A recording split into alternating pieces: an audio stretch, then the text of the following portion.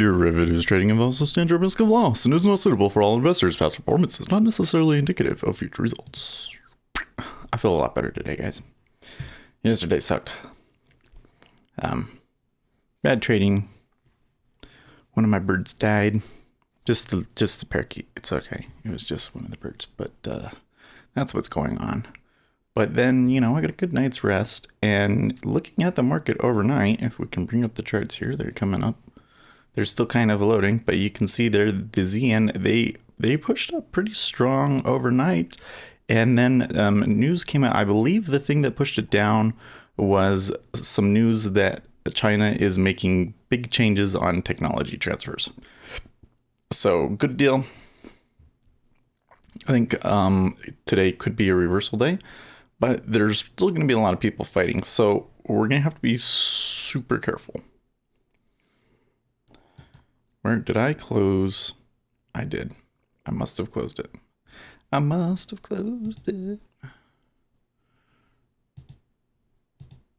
but ZB.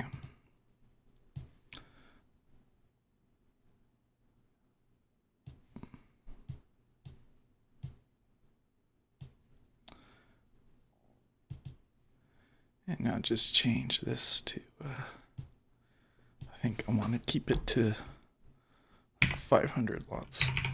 Something like that. All right. Well, let's go grab links. My leg is twitching, so I don't think that I'm completely all rested. But it's not my jaw like yesterday was my jaw. What the heck,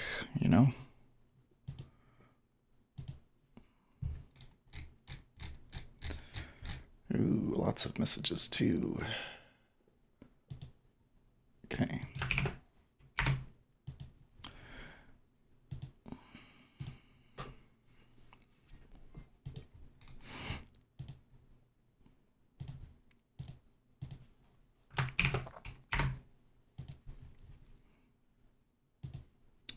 Okay.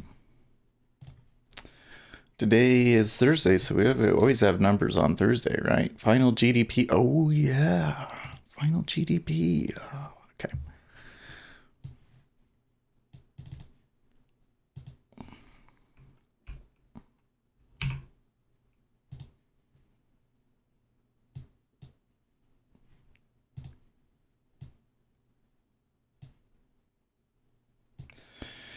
Donald Trump is tweeting.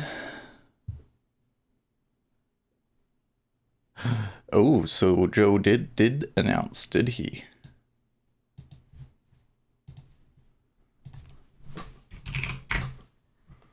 I didn't see that at the top of CNBC when I saw.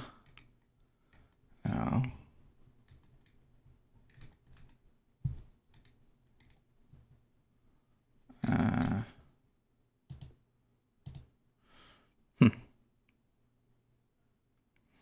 Stacey Abrams' advisor on talk of her being Joe Biden's. Oh, on talk of her being Joe Biden's. What makes it particularly exploitative is that Biden couldn't be bothered to endorse Stacey in the gubernatorial primary. Now he wants her to save his butt.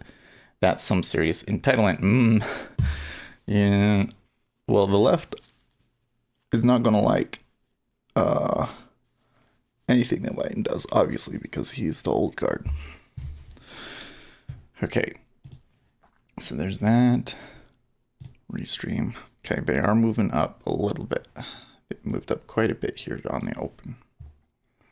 So that kind of throws a wrench into everything. ECV's not. Crisis has shown we understand even less about how inflation works than we thought.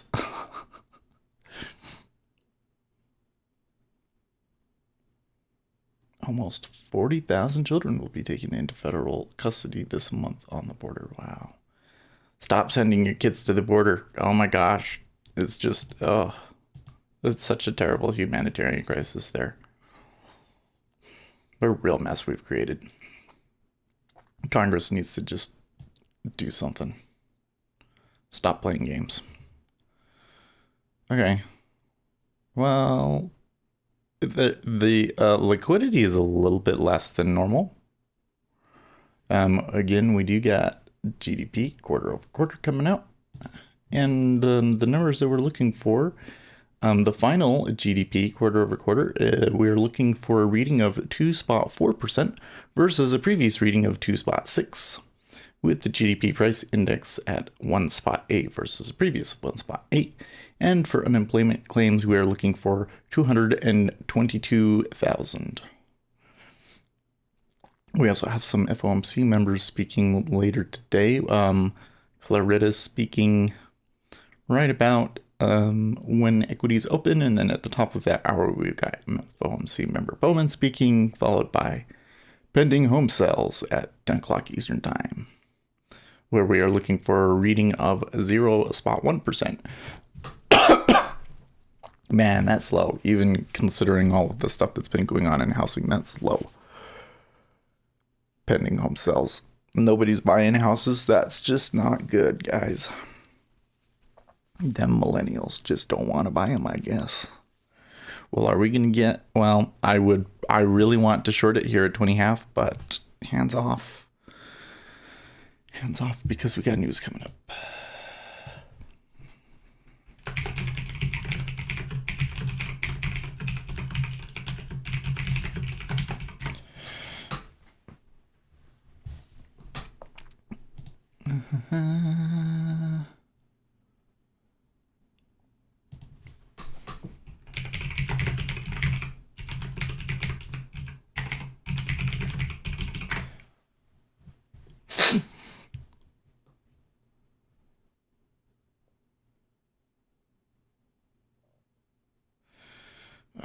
If you lived on the West Coast, waking up early enough for Treasuries would be...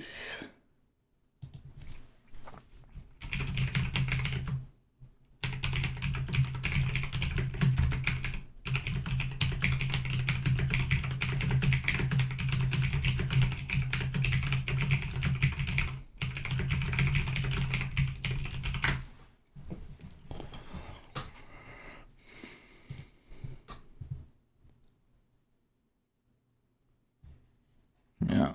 Digital shot seeing the same thing at 20.5.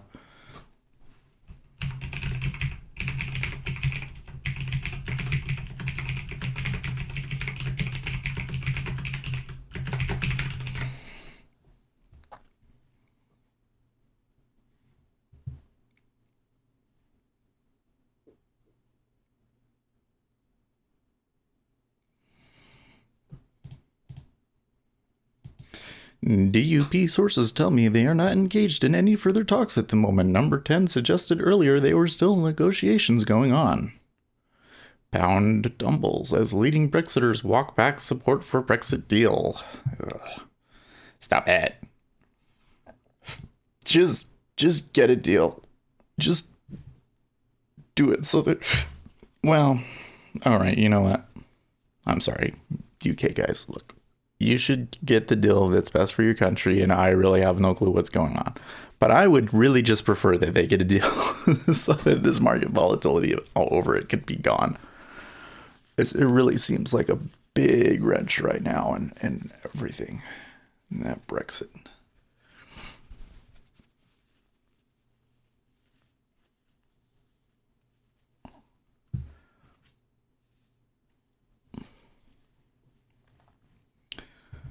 The pic doesn't give me any tradable signals. I haven't seen any, at least. Wonder, am I getting the... Sometimes the restream chat stops working, right? So I gotta pull up the thing. But we'll pull that up after the news. So I need to keep this over here so that I can see the numbers. Again, we're looking for the GDP number to be 2.4 and 1.84. 1.8 for the price index. 2418. Okay.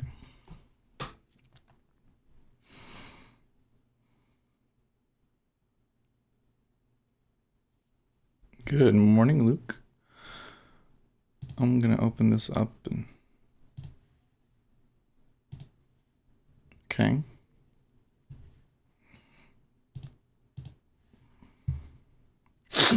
If it goes up, I'm not like, I don't know what happens if the numbers are really bad.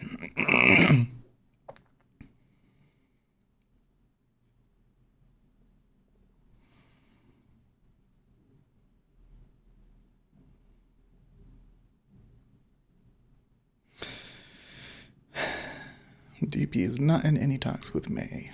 Okay. 1 minute warning.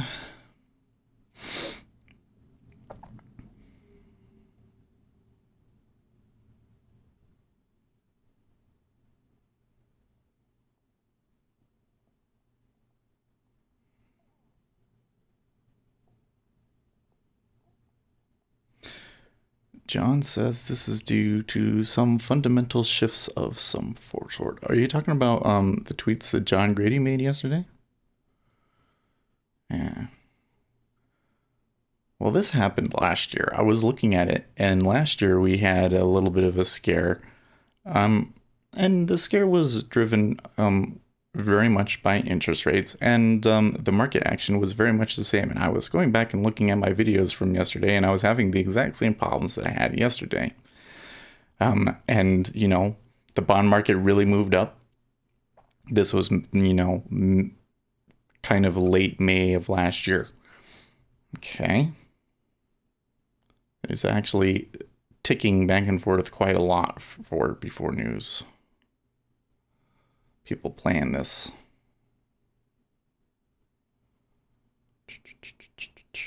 Okay, that shouldn't be happening.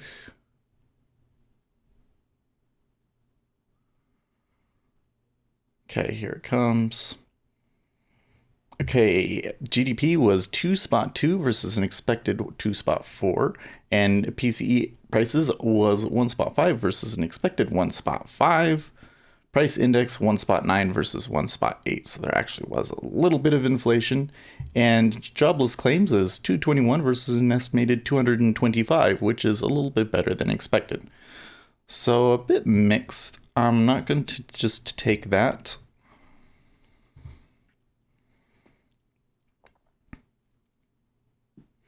Seth, can you explain why Brexit is a bad thing or a good thing? I have no clue what it is. Okay. So when two countries have a trade agreement, it increases the amount of trade between those two countries. And more trade generally tends to lead to more GDP. So it's generally good for the economy to have trade agreements, right? Well, the people in the UK have decided that the trade agreement that they have with the EU as being a part of the EU is no good, that it takes away too much of their sovereignty. And so they want out of it. Well, they want out of it to get their sovereignty back, but they still want to have free trade with the European Union. Okay, E-mini is coming down a little bit there. They still want to have free trade with the EU. And so they're trying to get a deal with the EU, but the EU kind of has two things going on. One is that, you know, they need to protect their own economy, you know, so there's always that like haggling about a deal to make sure that you have a deal that's favorable to you. And then there's the fact that the EU just really doesn't want the UK to leave, because if the UK left, then maybe other countries would start thinking about leaving too, and then the whole European Union could fall apart. So they've been kind of not been giving them a very good deal to kind of maybe convince them not to go. Well, that might mean that they don't get like an orderly deal with all of the pieces in place about what's going to happen after Brexit. They'll leave the EU, and then at that point they would be subject to all of the tariffs and everything else that everybody is that's not a part of the EU. And they would have to negotiate something separately with everybody. So if they got a no-deal Brexit, it leaves doesn't mean that it's like the end of the world, but it just means that things will really suck until they can get some sort of deal put together, right? So a no-deal Brexit is a very negative thing for the economy, for the global economy, because it means that if we have a no deal Brexit, the UK almost certainly goes into recession for a few quarters.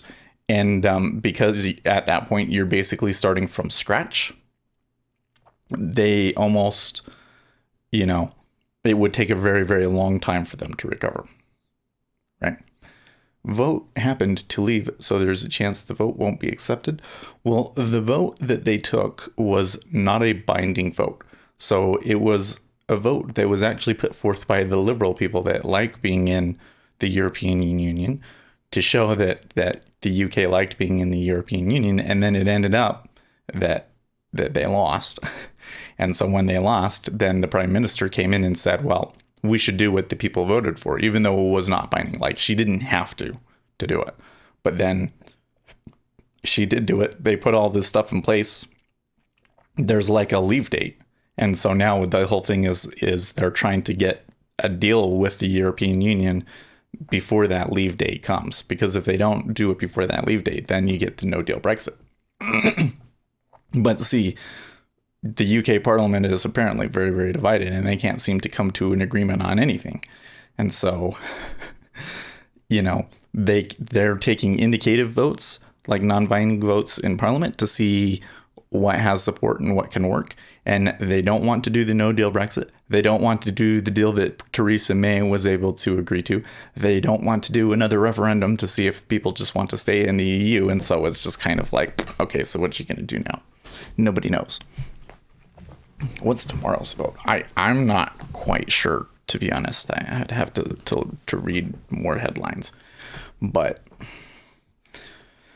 right now things seem really uncertain. It sounded like that they were getting together support for Theresa May's deal, and then maybe they were going to do it. But then the DUP pulled out, essentially, is what I'm getting from there, I believe. On negotiations, I agree with the EU. You can't have membership status without being a member. Yeah, well, so like, there's some things. So like free movement through the EU, I wouldn't expect you to have that.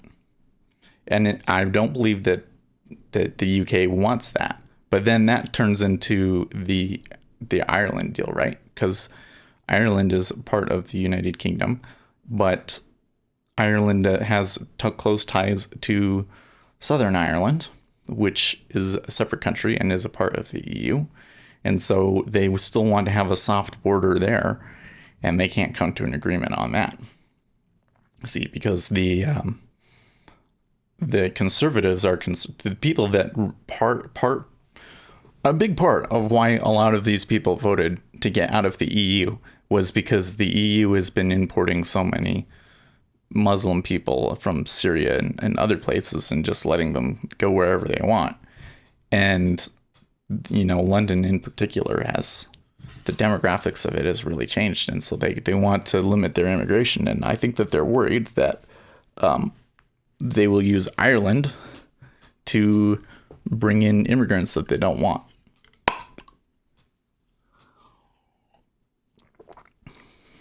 I'm watching this go up. I don't want to buy it. I don't know if that smashed a bid says screen. Oh, you're right. I got you. We need this. Thank you. I'm just so absent-minded on that sort of a thing, man.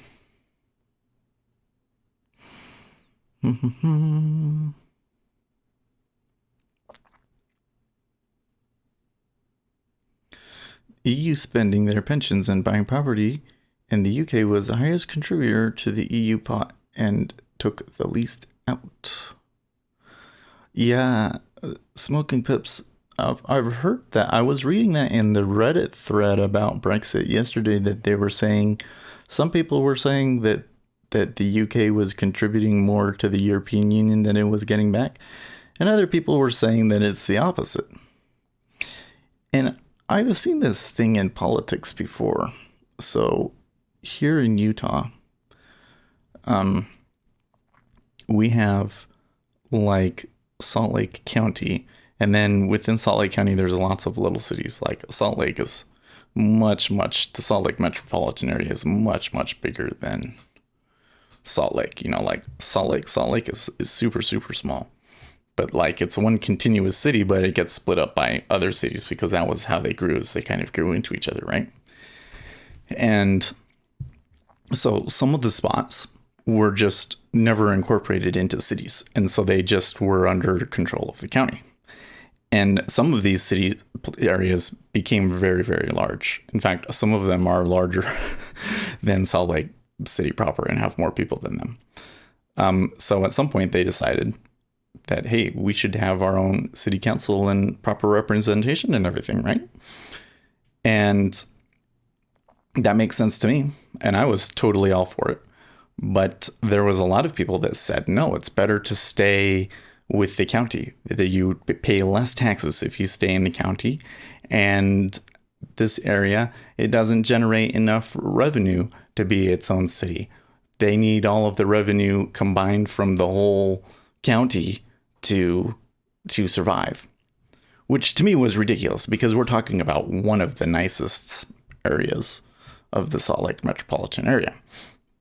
But there's also the Kennecott copper mine, which is a part of the county, and they the mine is huge, right? So that generates a lot of revenue.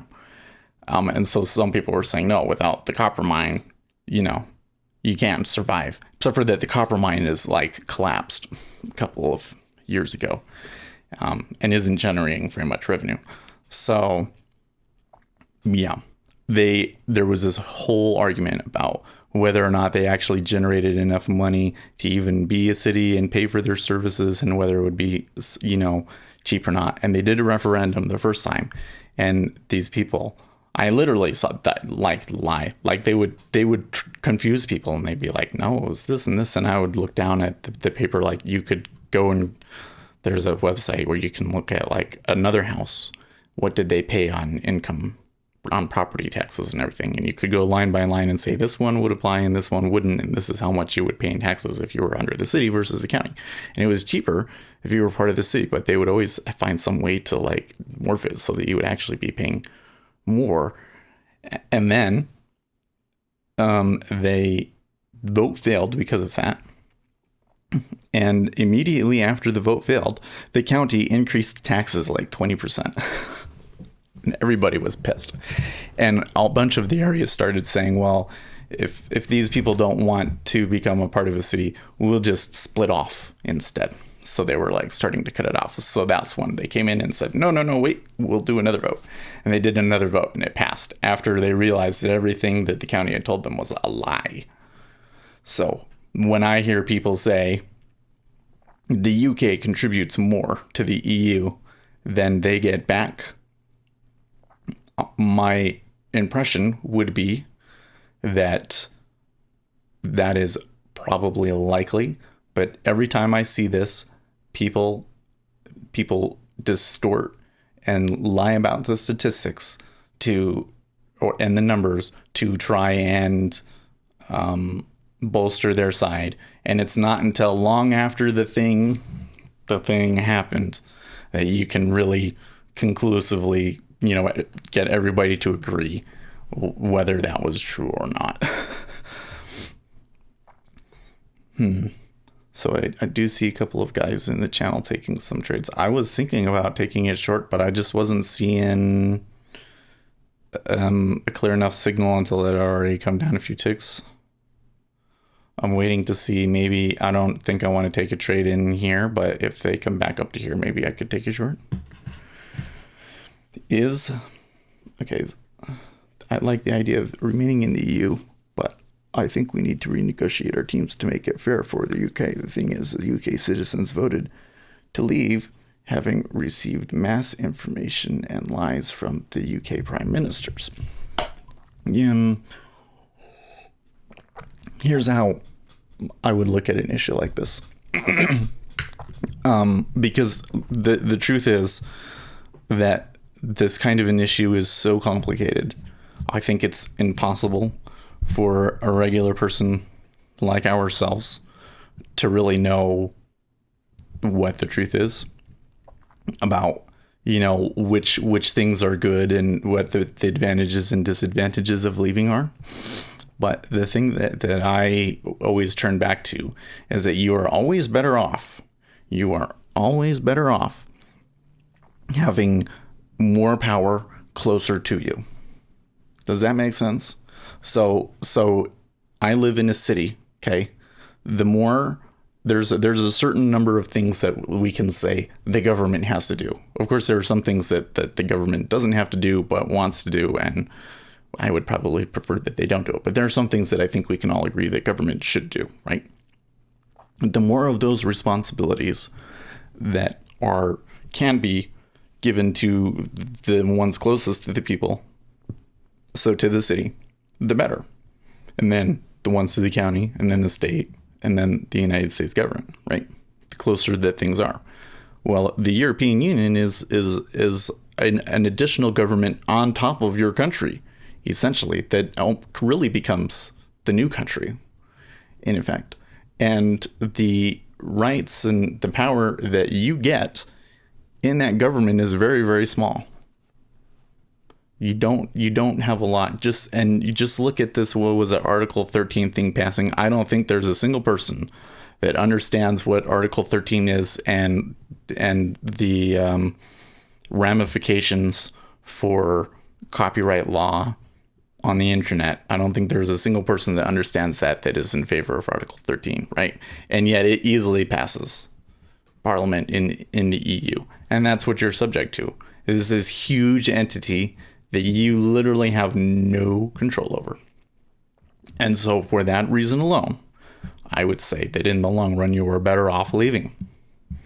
But there's trade and all of these things like that. So you leave, it's going to suck for a while. It's going to suck, and you're probably not going to see the benefits for a long, long, long time. But I think it probably is better that they leave. I don't know. Now, to the point, is the immigration in the UK really that bad? Yeah. If you look at how the demographics of London has changed, it's getting crazy. It is not the same London anymore. It just isn't.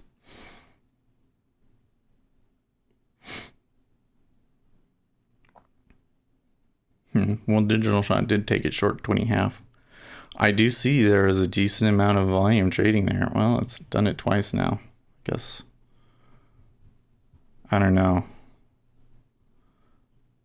I don't like the risk reward on this.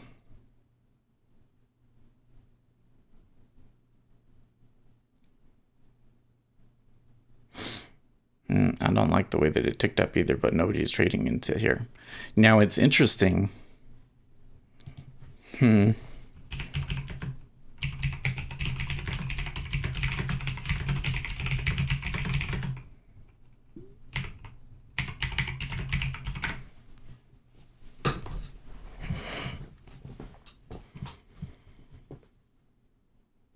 Yeah, this, I don't know.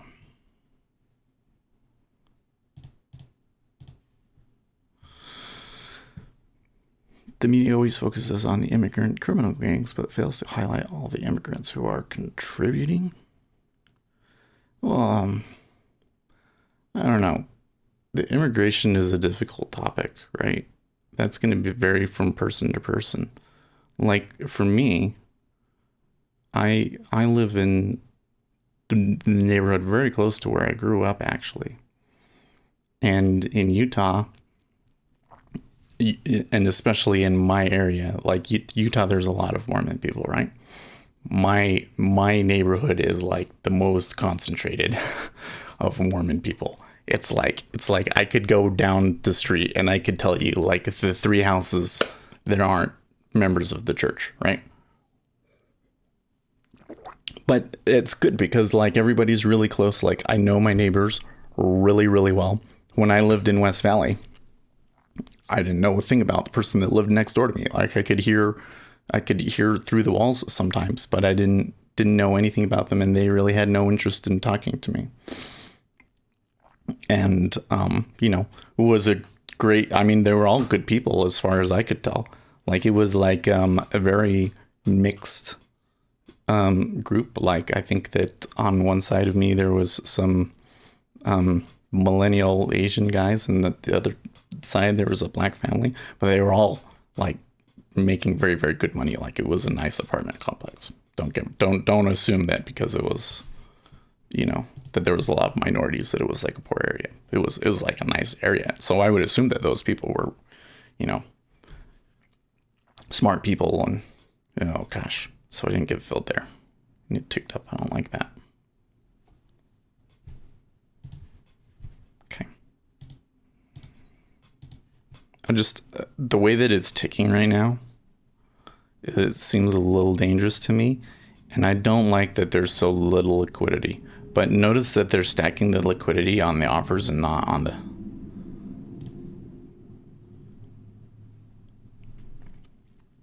Anyways, so there's things about my neighborhood that I like, right? There's things about our neighborhood that my kids really like, right? Like there's lots of friends for them, and they can be really close friends with them, and there's just a lot of things that I don't have to worry about that, they weren't treated very well when they were in West Valley, unfortunately, and they are here. Now, there are things that I like about this community. If the demographics of my area changed, and the culture of the community and that closeness and all of those things that I liked about my community started to change, of course I would be unhappy about it. And I think that it's okay for people to want to preserve the things that they like about their community by having some degree of control over who comes into it. That's me.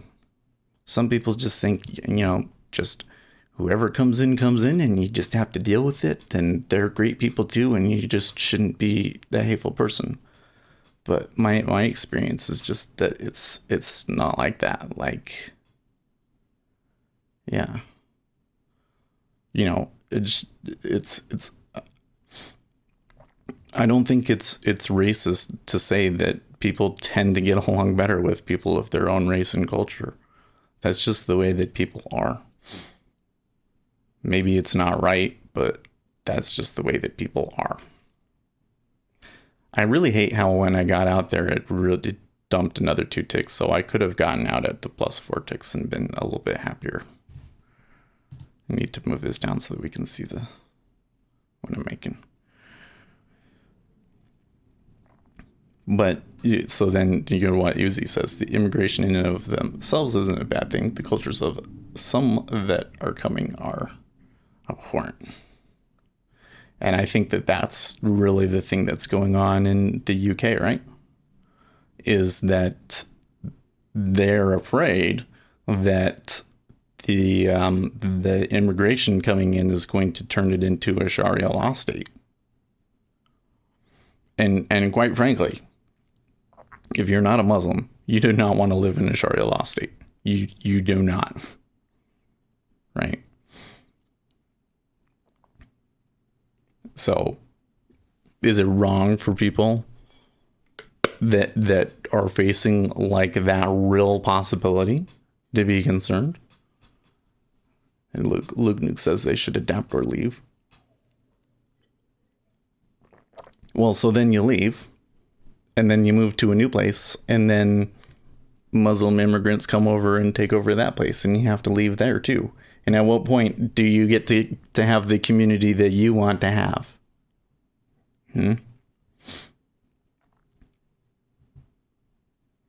Like I'll tell you what, if I lived in New Zealand right now, with the changes that they've made to their gun laws, I would move. I think that what's going on in New Zealand, the way that tragedy, I mean, first of all, that tragedy was an awful thing, and you don't want to live in a place where something like that is going on. But the government's reaction to it is not a positive reaction to it. And I don't think I would want to live there. I think that when they start taking away, rights to protect yourself and stuff like that, like you should be super concerned. And I would move. But then the question is, where do you move to? Well, right now it seems like you can move to America. Of course I think that because I'm an American. But do you see the conundrum there? See, it would be nice if everybody, just got along and it was no big deal, and people coming in, it didn't affect you in your daily life, but it does. Yeah. They should have even called the reaction in his manifesto. Well, he wanted that to happen in the United States. I don't know if he really knew that New Zealand would react the way that they did. I don't know. But I have to say, the way that the authorities have dealt with this, with that particular incident, let's not call it an incident. The way that they dealt with that terrorist attack, it seems to me as like the worst way to deal with something like that. Like, they're making the situation so much worse.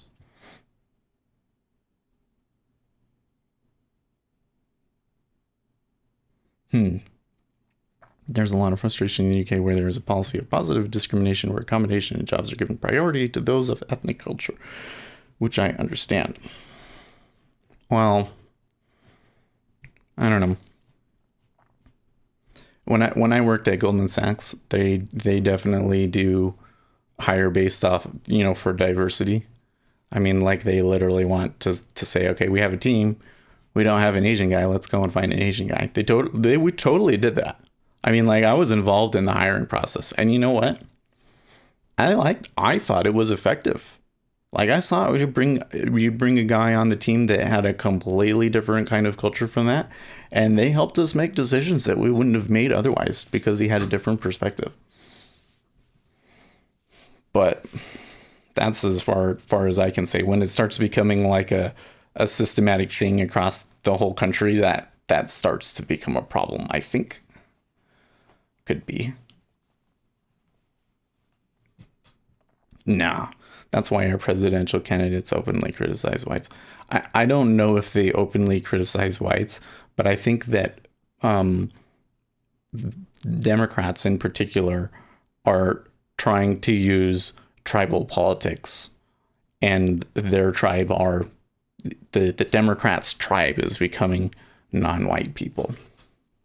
That's why you have people like Beto.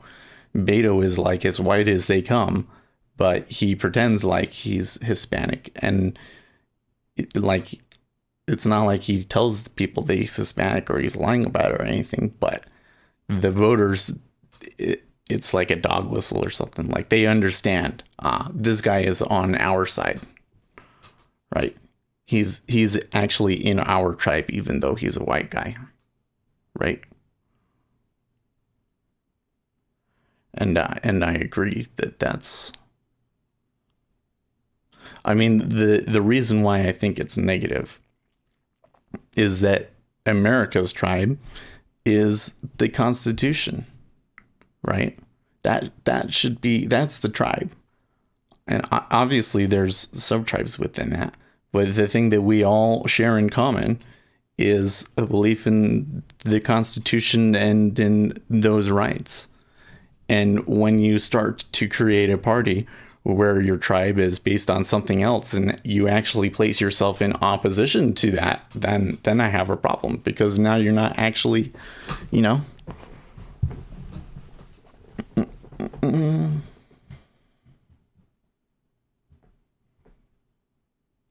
Hmm.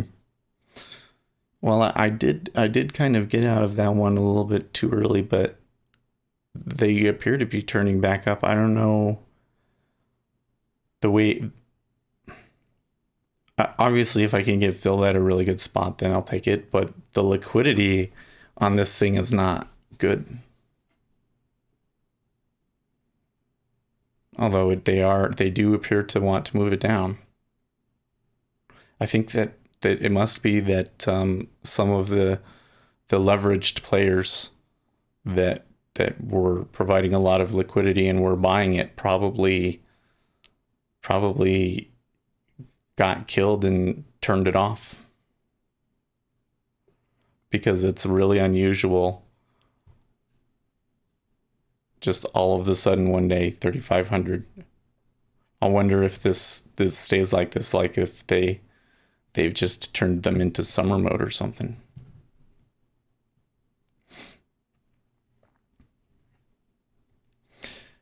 Now, the good news is that I feel like that most Americans understand that, and so I'm not so sure that, because before it's kind of always been like an undertone. You know what I mean? It's like it's a really subtle thing that's going on underneath of the surface, and nobody would ever openly say, and it's only working on people on a subconscious level. Now the Democrat Party is being pretty blatant about it, and I think that people will catch on to that. And I think you are already starting to see minorities say, hey, no, wait, i'm not I'm not black or Asian or gay or whatever. I'm still, the primary thing is still that I'm an American. And that's why you see that Donald Trump actually has relatively good numbers and supports amongst those minorities. It's because they're realizing the dichotomy that's trying to be created, and they're rejecting it. Where previous election cycles they didn't, because they weren't aware of it. You know, it's just like Donald Trump has like record high for Republican support among black men.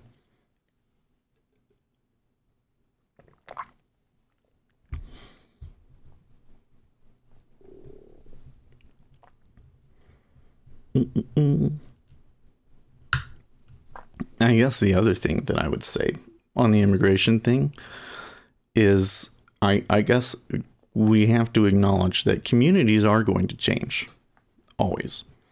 You know, there are changes going on in our world that you just can't stop, that can affect everybody, even if the demographics of your area doesn't change, right? But I think that you know, it's not a good thing for all of a sudden the population of your city doubles and the demographics of it completely change overnight. I don't think that that's a good thing. That's why it seems to me that there is a certain amount of change that people can handle, and there's a certain amount of workers that a country can handle without it affecting wages and so forth. And they should do studies, and they should determine what those levels are, and it should, you know, control over that should be given to, you know, an organization like the Federal Reserve that can control the, you know, the number of people that are coming in based on the economic factors. You know what I mean? You know, like there should be immigration. It's just, you gotta, you know, limit it to the number of people that can be handled at any one time. The United States probably could take on more than we allow in legally. I'll say that. But you still got to control it. Can't handle the number of people that would come in if you just had open borders. That would be a disaster. That's the thing that concerns me. So there are definitely a lot of people out there that literally want open borders, and they're trying to make it happen. And oh, that would be such a disaster. Well, we moved back down there, and we did make a slightly lowered low, touching 17.5. So I suppose I could have just stuck with it and just held it short at 20.5, but you know, I just really didn't like the way that it was ticking around. In fact, I still don't really like the way that it's ticking around. Nor do I like this time period, so I might just say, hey, cool, I made 2 ticks and call it a day.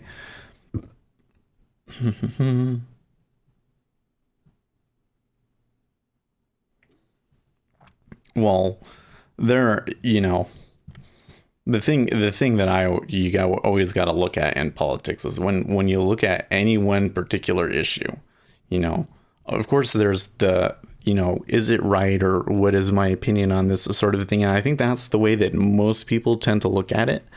But these policies cause real changes in people's lives, and some people make money or benefit in some way from these policies.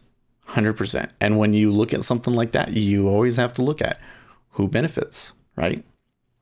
If you are a large company and you employ a large number of people that are on the lower end of the scale for pay, like below medium wage, right?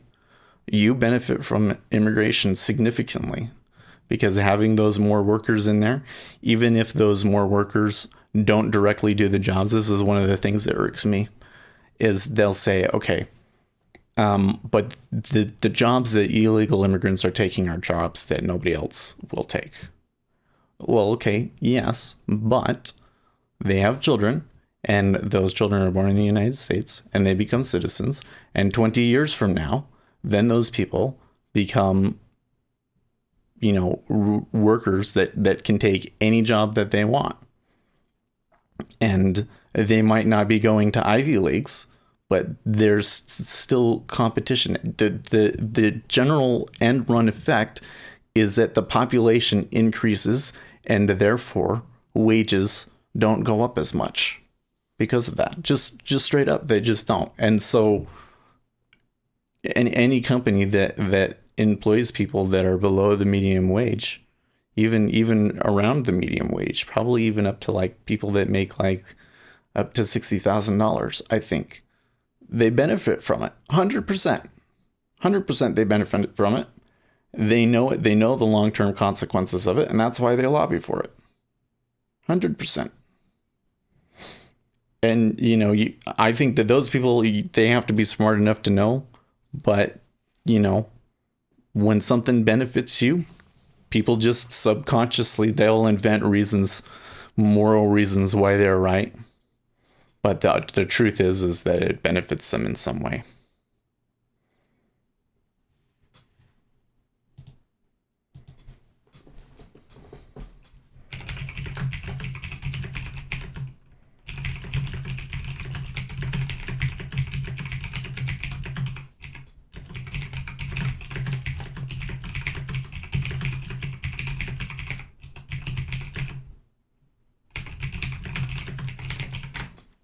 Most of the electorate does not understand game theory in the long game or infinite games. They only understand finite games and are easily manipulated by emotionally charged rhetoric. Yeah, Dojo, I think that's a smart comment.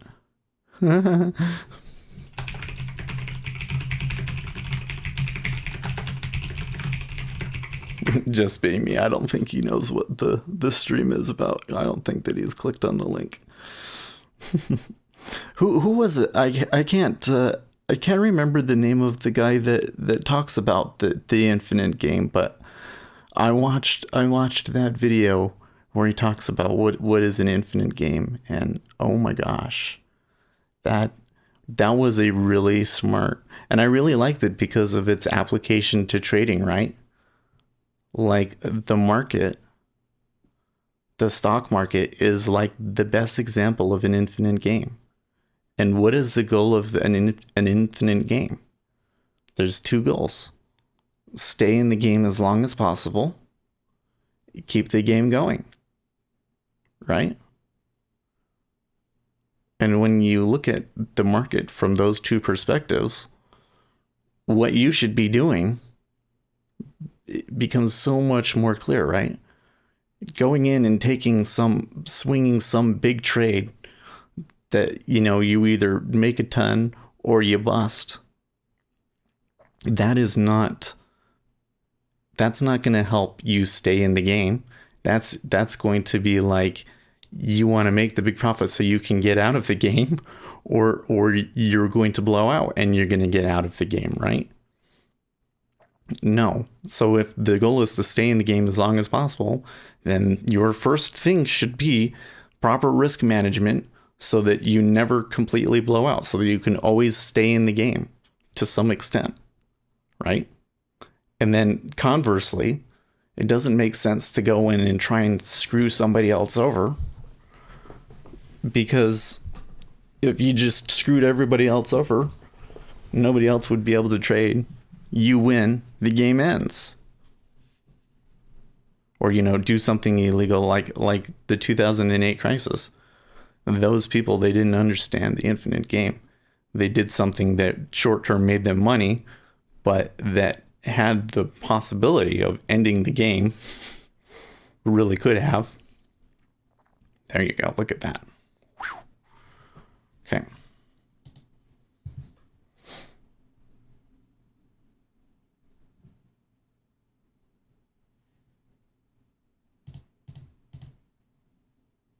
Let's pull this up. I'm not seeing the YouTube comments.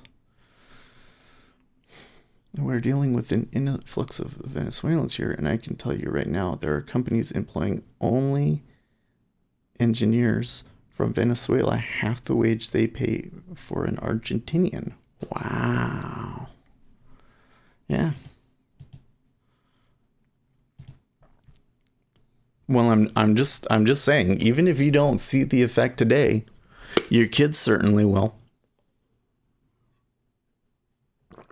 So make no mistake, higher immigration means less wages.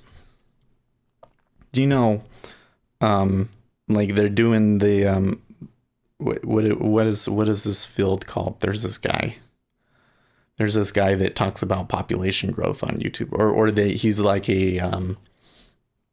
he's a professor of some sort from like Sweden or something, and he talks about this, and he debunks a lot of the things that people are saying.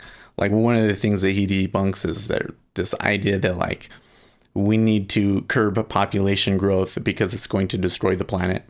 And he says, well, population isn't growing in the Western world. And we find that as other countries become more modernized and more Western, their population growth slows and stabilizes too. And so what is actually happening is that people have the ability to know what is the right number of people around there. And when there's too many people, they don't produce as much. So what's happening in the United States? People are realizing there's too many people. They're not doing quite as well as their parents. There's too many people. So they're not producing as many people. And what that should do is because there's less people, that should increase wages. But since companies don't want to pay higher wages, they try to import people instead. They're using immigration to counteract the natural, the natural mechanism that we have to control population growth. Now, eventually, within the next 100 years, even places in Africa will be developed enough that their population growth will cap off, and we'll have something like, I think he said like 10 trillion people or something like that, and it'll just like it'll just level off, and it'll just stay there like that. I'm sure there's lots of different things that are controlling low inflation, but I 100% believe that one of those is immigration. Global immigration is causing less inflation.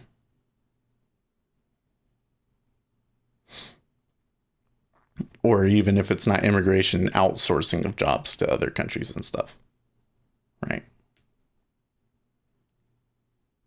A significant contributor to lower inflation.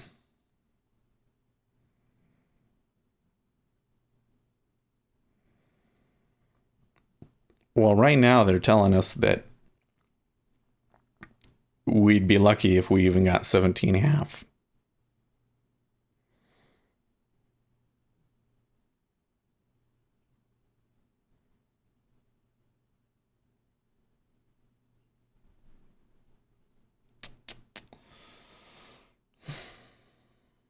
What about the E-mini? E-mini is just kind of a meat grinder, isn't it? And some other instruments here. 6J. 6J is moving down. Actually, all of the currencies are moving down.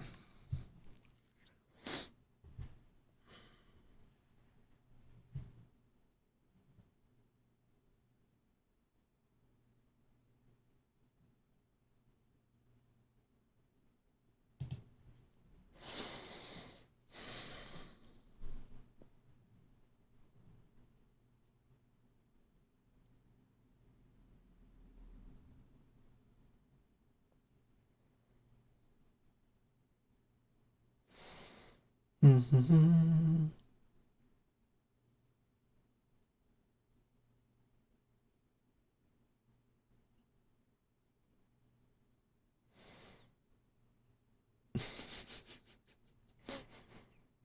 I saw this tweet that says, it's getting real when Cory Booker shuts his eyes tight, and the picture of him, like, no, it's funny.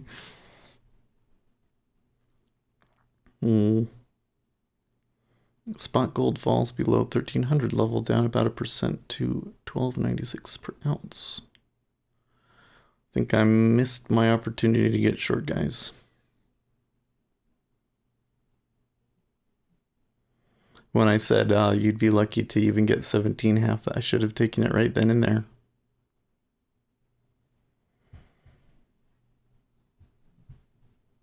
And the way that it's behaving at 15.5 makes it really, they might mess around here for a while. I suppose that the time of day isn't very good, but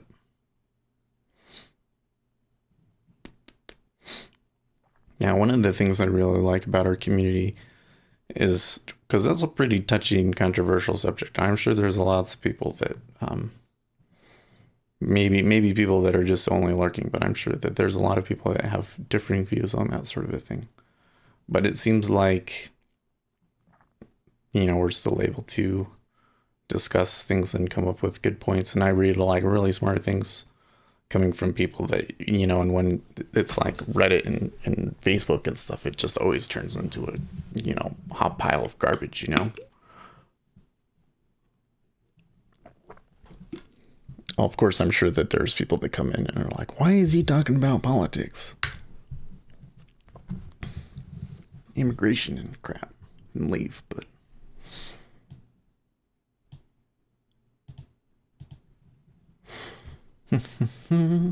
like the funny thing is I made that channel called The Horse so that people could argue. Every once in a while there will be an argument about like a particular order flow context or whatever.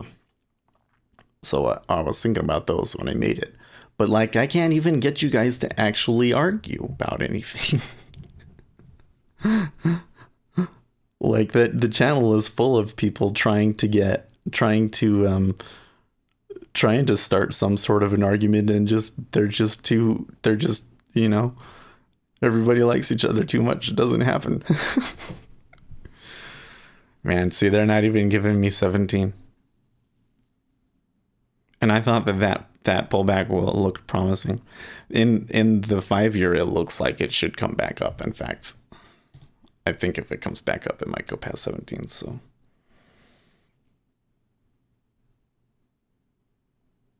man, it really fell too. Like I really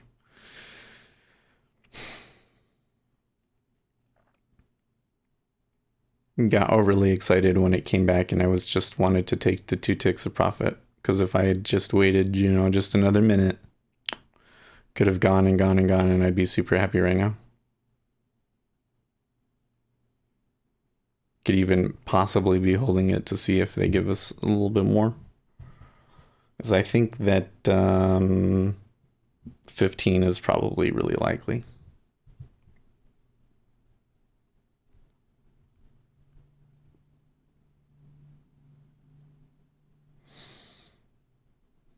They're being super slow about it.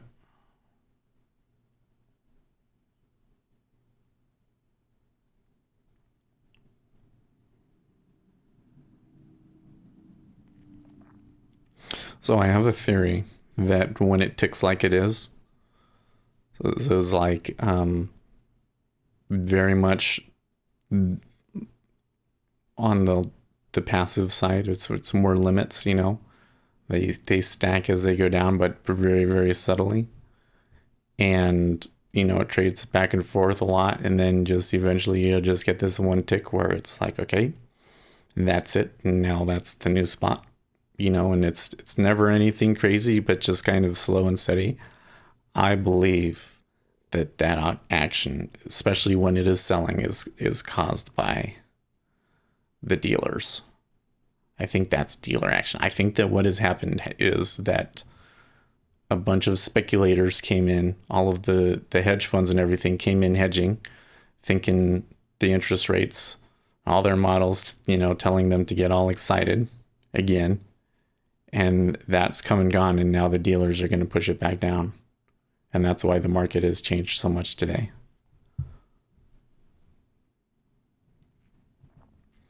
And you get these little rushes because those speculators are getting, those leveraged players are getting stopped out, essentially.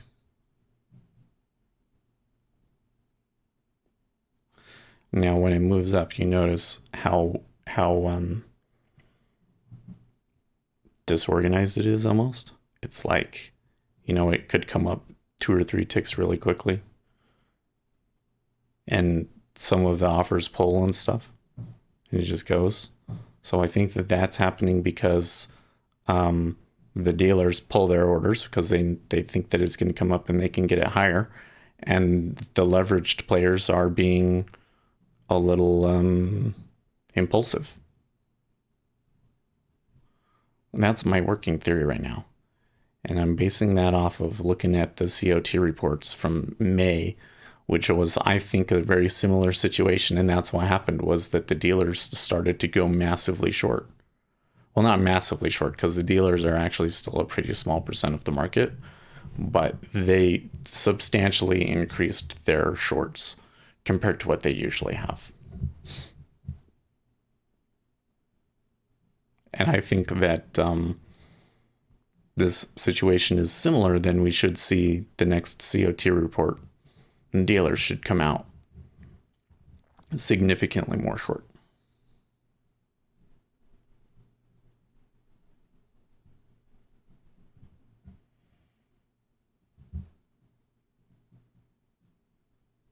Okay.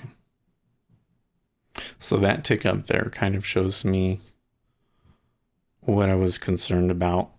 The 7, you know, and 17 even did it. 17 is going to pull. 17 half, he actually probably could get filled on. And at that point, ZF is going to be in a pullback. So you could get a couple long here. I'm not quite sure where it's going to stop. Maybe 18 half.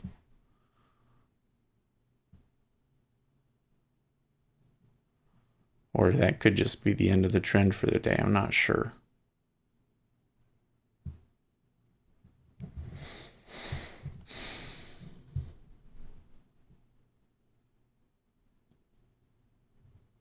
That was some action.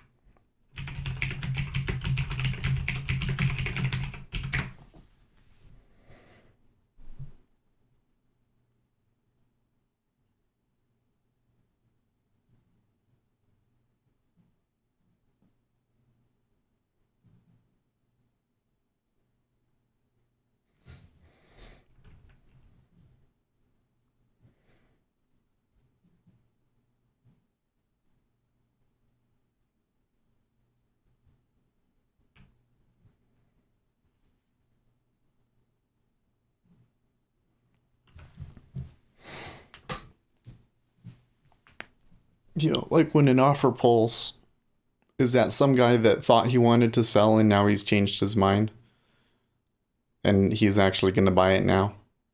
Or is that somebody that does want to sell, but he's thinking, I can get a much higher price now?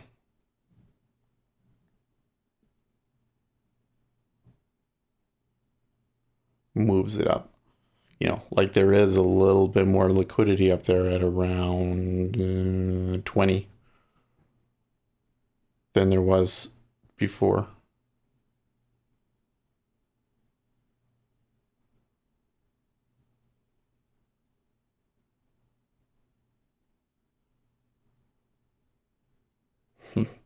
There's actually a significant sell in ZB too.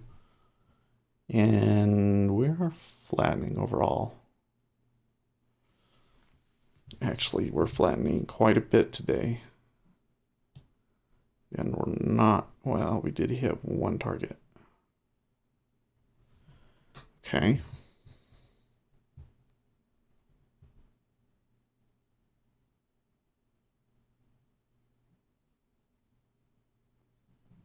So now I think this gets back to kind of the issues that I've been having yesterday, is that I believe that they could go short here again.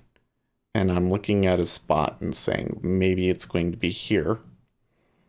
And I'm just putting the order in and getting filled if I see any kind of aberration there.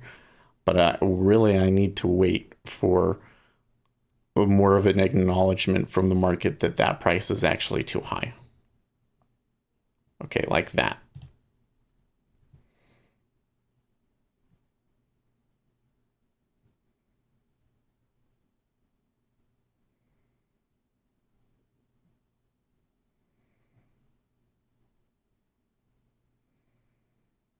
Good morning, Peter. I wonder if Peter's still short from yesterday.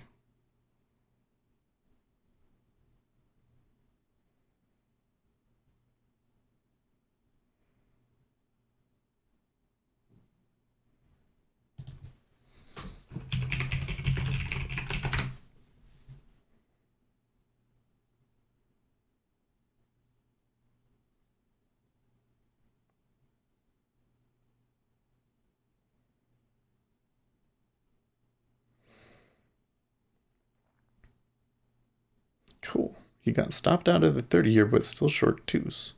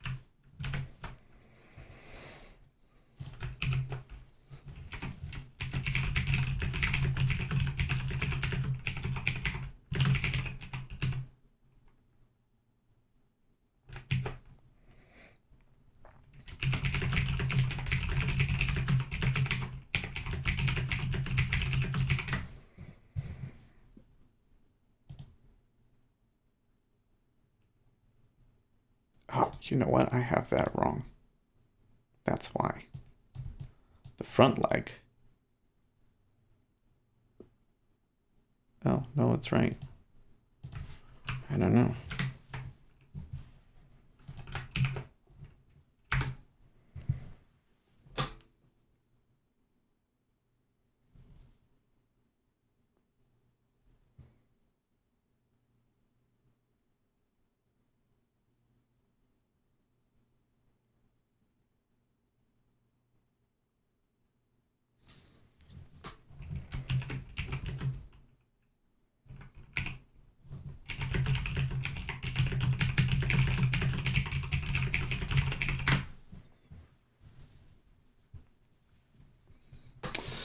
Well, that sucks that I didn't get filled at 18. I probably should have expected that, though.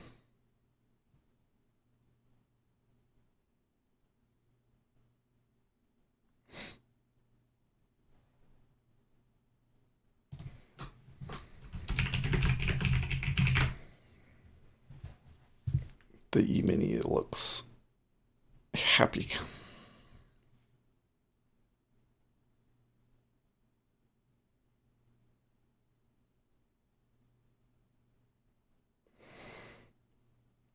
Now, the problem I have here, since I didn't get filled, I think I would want to be taking it off at 16.5. But 16.5 is a little bit short of the low. So they might try and push back up here. I don't know. At the moment, they're kind of acting like they're done for the day, and not, or not for the day, but that they're not going to go and take that low again. And I'm a little suspicious of that, given that the E-mini was buying there pretty strongly and all that.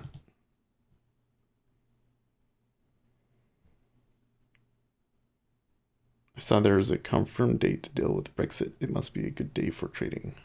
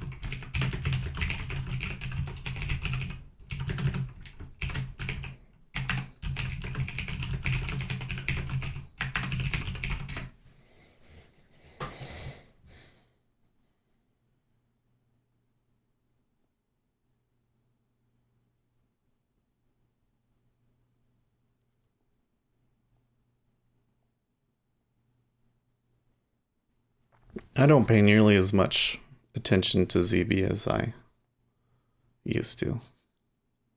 I primarily only watch the numbers, like the actual amount that traded at each price and everything. I only pay attention to that in ZN. And if there's an iceberg in ZF, I'll notice it. And in ZB, there are things that I'll see, but I know that ZB is the one that tends to be a little bit off kilter.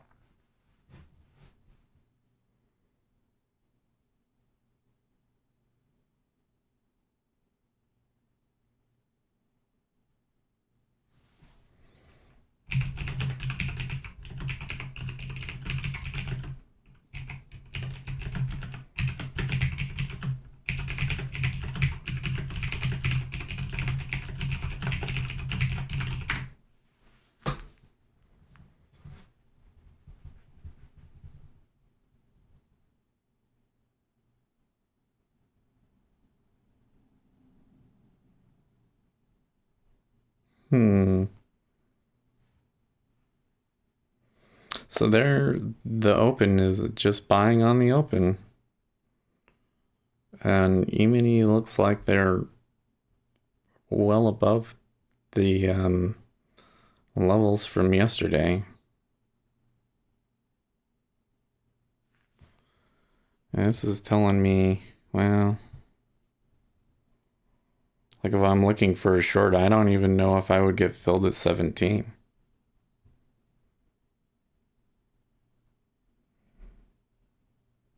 They're also not they're not absorbing it like they did yesterday. And yes, I think that they could come down a little bit though.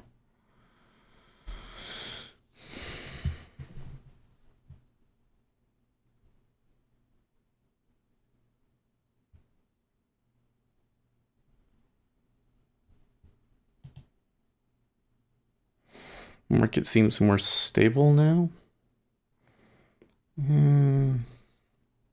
I've still seen a couple of things that I don't like.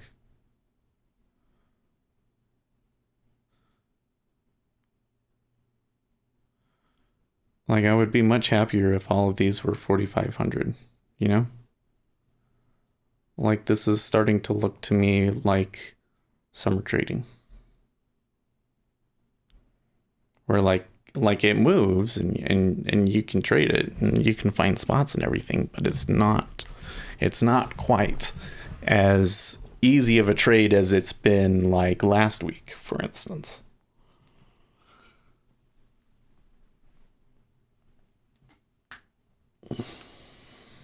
Okay. So see, that's coming back too fast.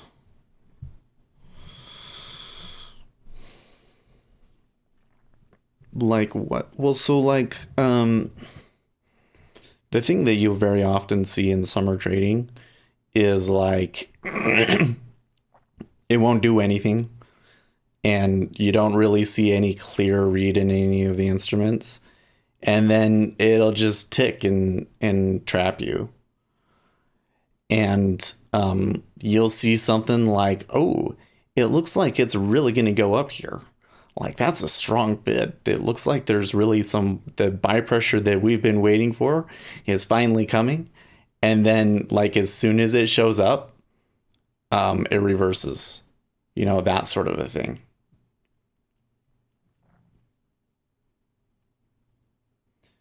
And it's just like, it's almost like a completely opposite kind of market. Like, I tend to do very poorly during times like that. And when it's like that, usually the liquidity doesn't get above 4,000 at most prices, and that's what it's doing now. So all of a sudden today, after GDP is gone, so I'm wondering if some participants have left or that the market has changed. Like, I think that probably today is a reversal day. So if today is a reversal day, then the actual number of outstanding positions in the futures is going to decrease. That means that the amount of money that is available for us as scalpers to get goes down, right? Because it's like, hedgers come in, hedgers and dealers and stuff, they come in and they make moves, and all of that money that they bring in, that's what we as the market makers have, can take advantage of, right? Like, we're splitting that money up amongst ourselves. If there's less of that money, then you have to be more competitive to get some out of it. I would suggest you focus on one market, take your pick, get used to watching how it moves, try to get a feel for how it acts when it's about to go sideways. Try to make notes of things that may have signaled the last run.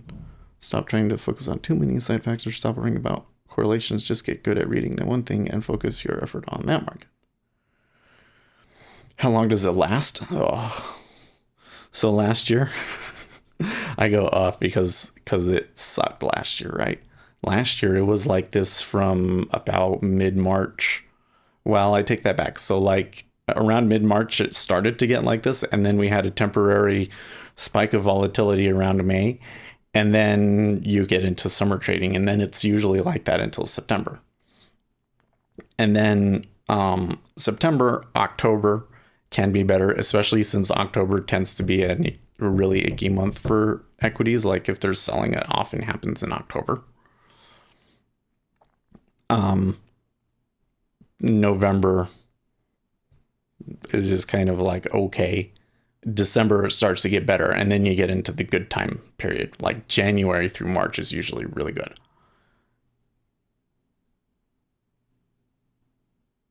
Yeah, he's got good trades.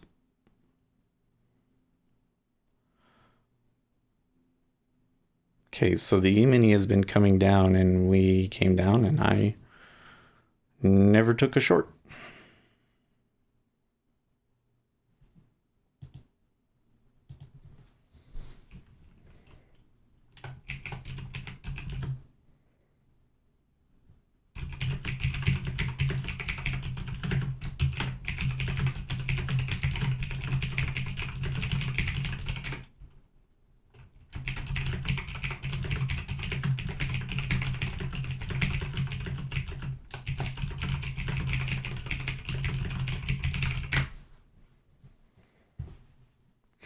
Okay, so possible level break at 15.5.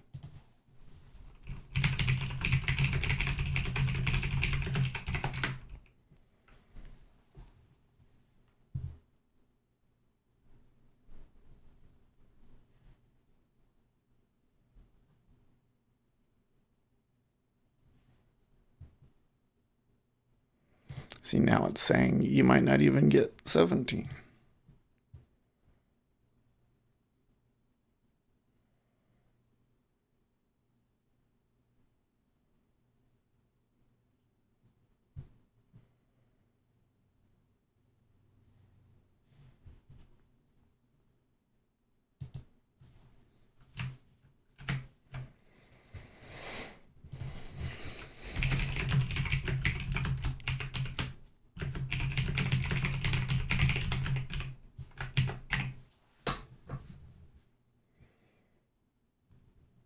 Has ZB not taken out its overnight lows yet? Okay.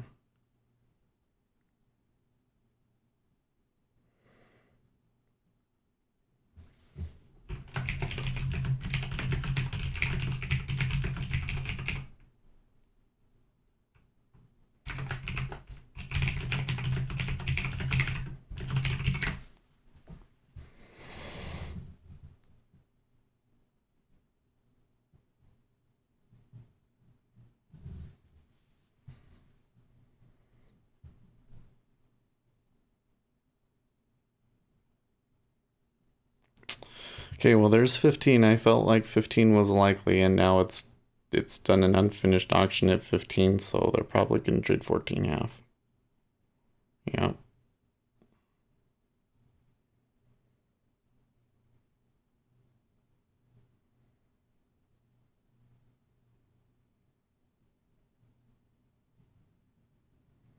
Buyers not really buying liquidity.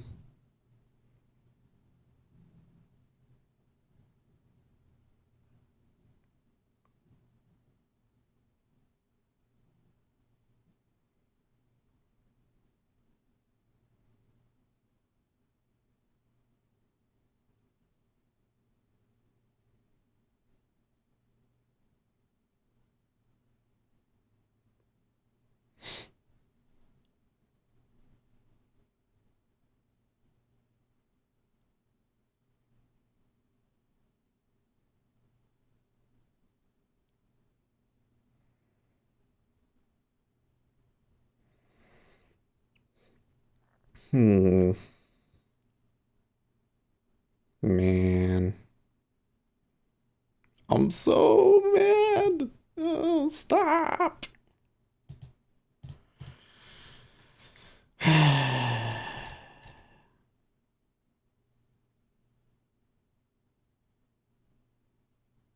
don't know if it's going to give me any better opportunities than that shit.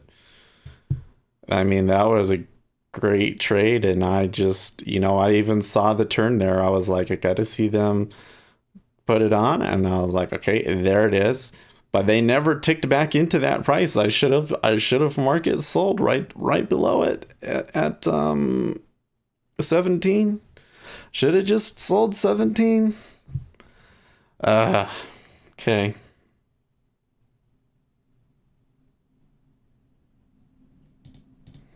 Well, they might be giving me something here. Yeah.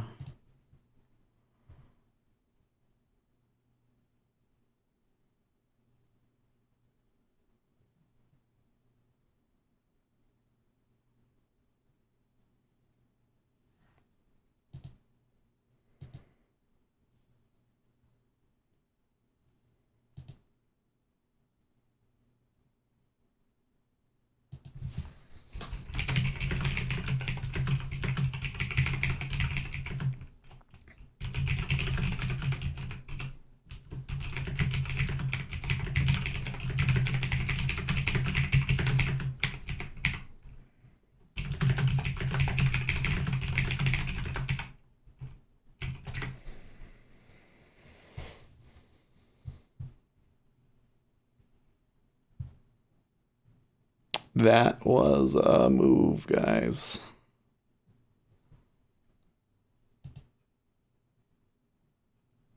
Long's getting destroyed, and they're showing another level break. Yeah.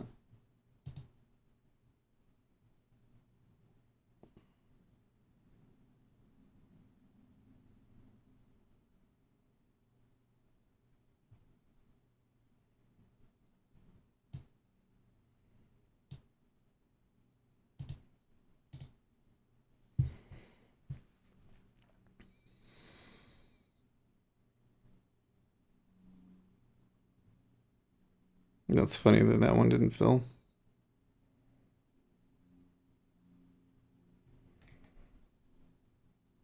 And I missed my long in ES. I was too late on that.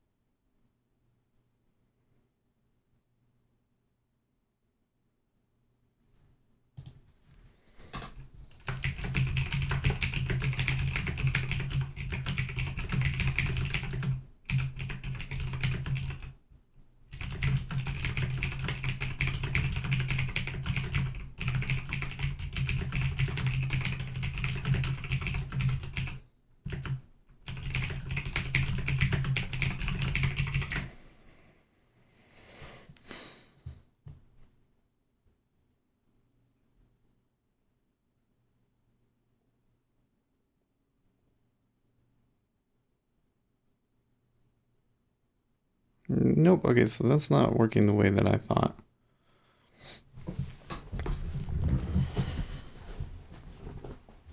Oh, that was -2? What?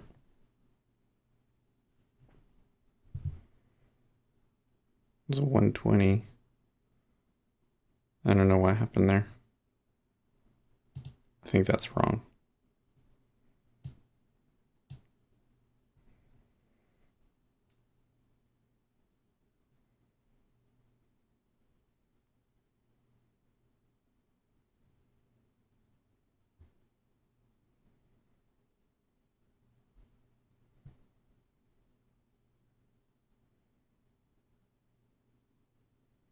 So you can kind of see where they're saying that they don't think it's going to go past. Like something would have to change for it to get above 13.5 and 14.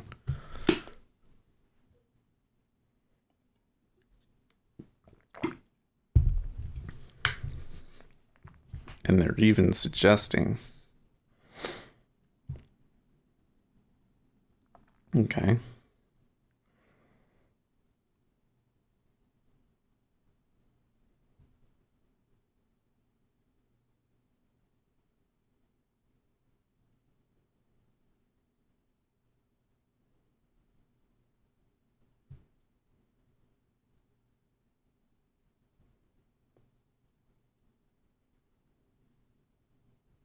Okay.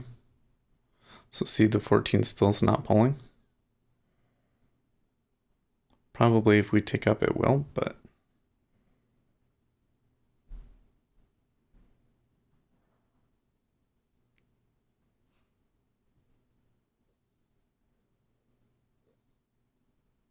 okay.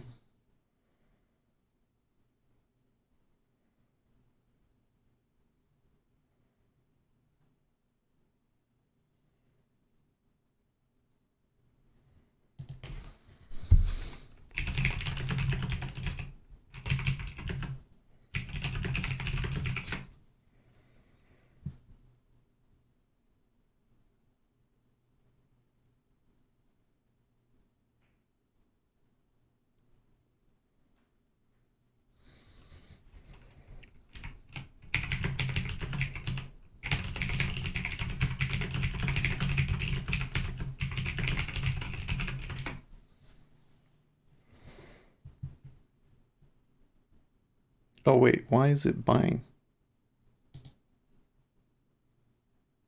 I am so confused.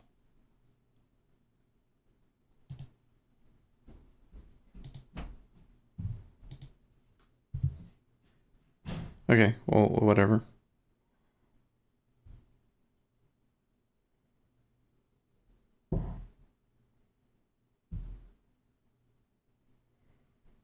Okay, so they're doing a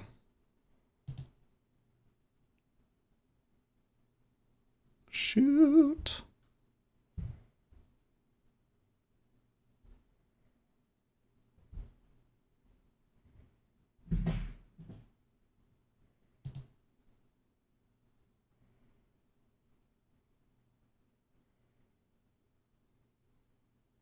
I mean, I should be filled here at 13F, but I don't know why it ended up being a buy.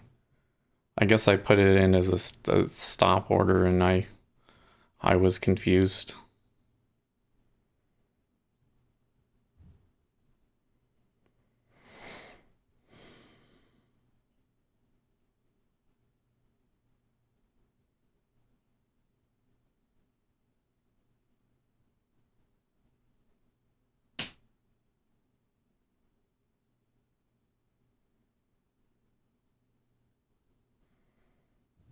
The yen is very much going down.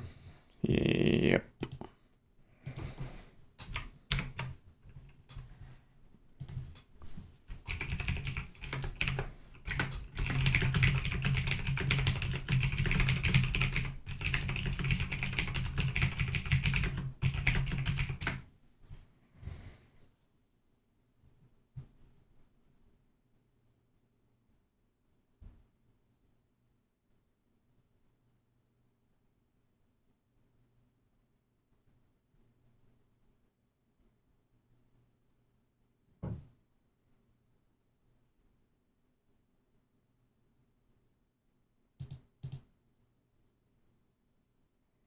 Please drop the yen more.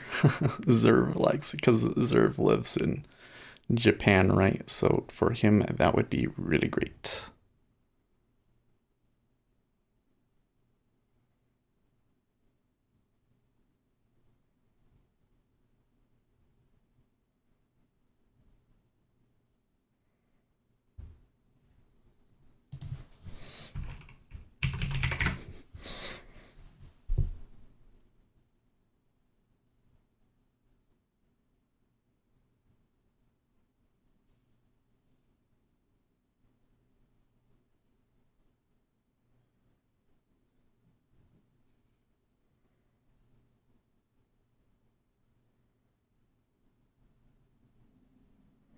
So if the yen goes down, then that means his dollars are worth more. And then when he converts them back over into yen, he'll have more. Okay, so the E-mini is doing some weird stuff. I haven't checked you guys on YouTube over here. Market looks stable, he said.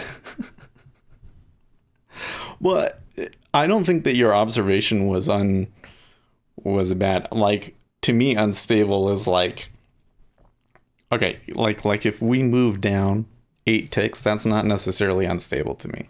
Like, as long as you're getting clear action in one direction. When you're getting like direction both ways, and it moves really easily, and like people are getting stopped out, that's, you know,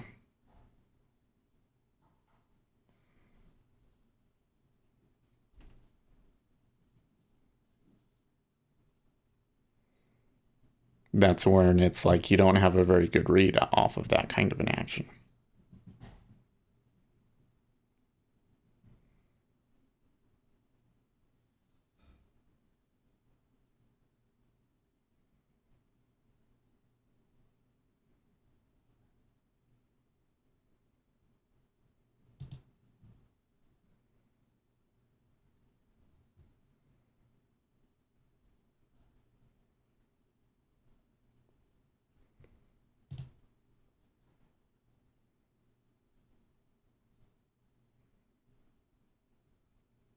Okay, well, that's not supposed to happen.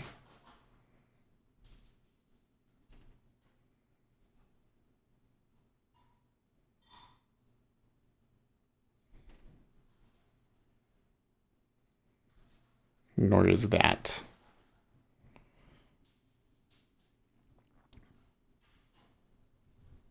Okay, so I just did not. Once again, trying to handle multiple contracts just ends up not working out.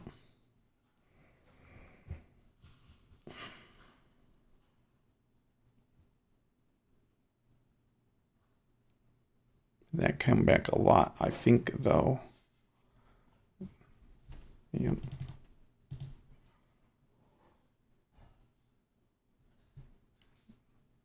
We should do it like this. And then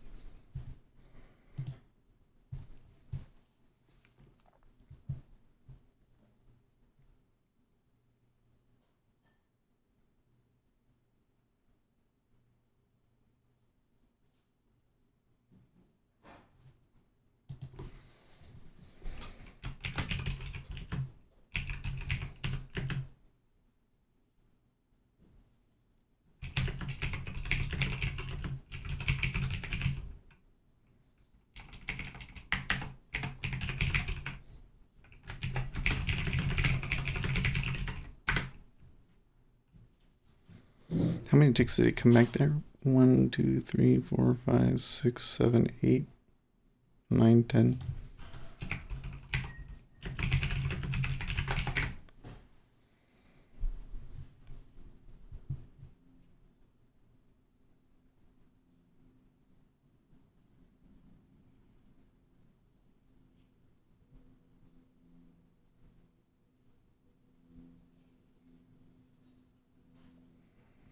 Okay, I'm surprised that this is happening.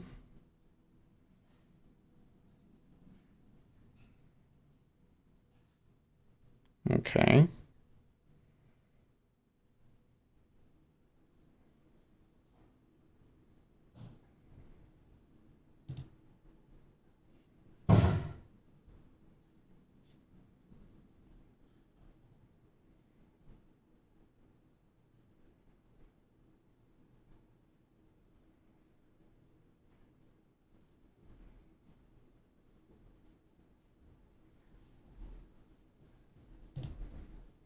White House Economic Advisor Kudlow says some, not all, China tariffs may stay in place. Well, that could cause that kind of a thing to come back. Trump may take longer to consider auto tariff. It's kind of throwing some cold water on some of the news that moved us overnight, aren't they?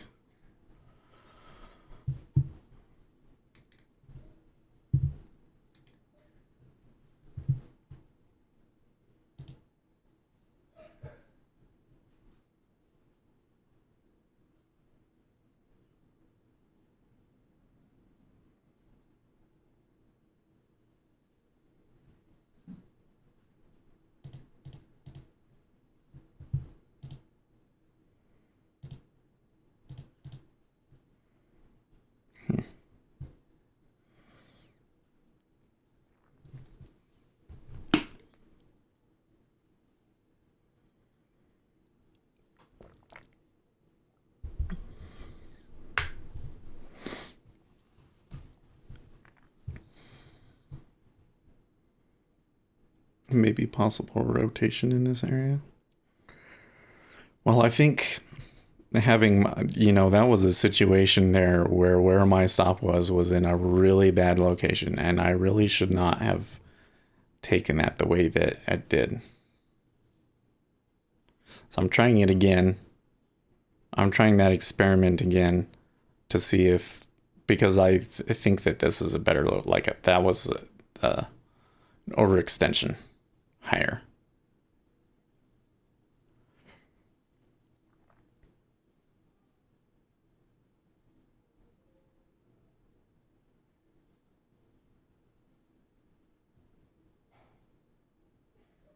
Okay.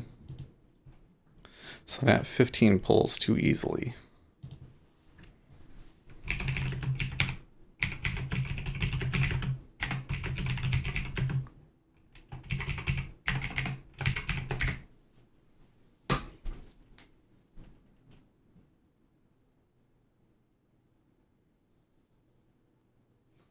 Okay.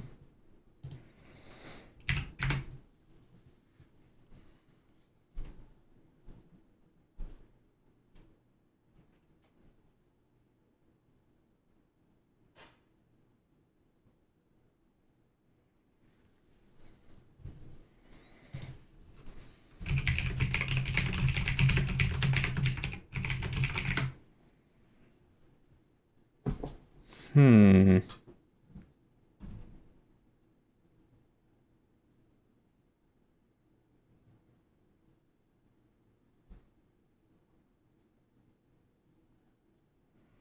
Nope.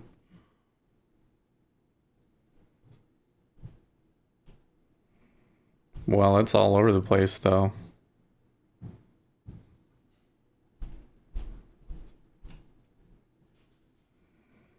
They seem to be moving up because the E-mini is taking a little bit of a sell, but the sell that I'm seeing in the E-mini is not all that significant yet. But clearly that was not a spot they could hold.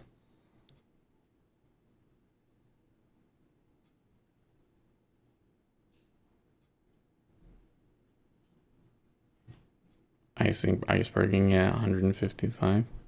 Sorry, 15 half. Why would I say 155?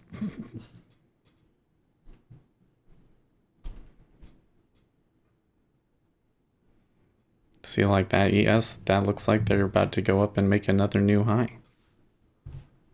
To me, that looks like a new high. Like that should easily be a new high. Oh, gosh.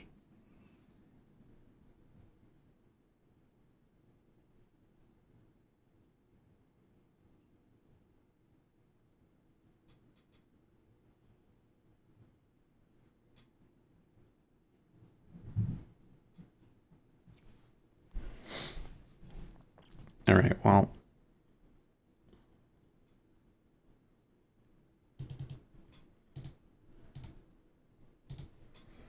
I'm really shocked about this kind of action.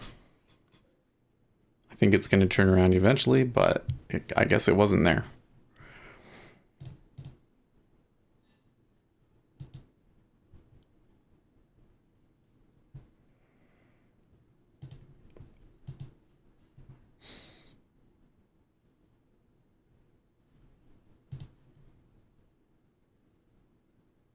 Oh, pending home sales wasn't very good. So that might have been part of it.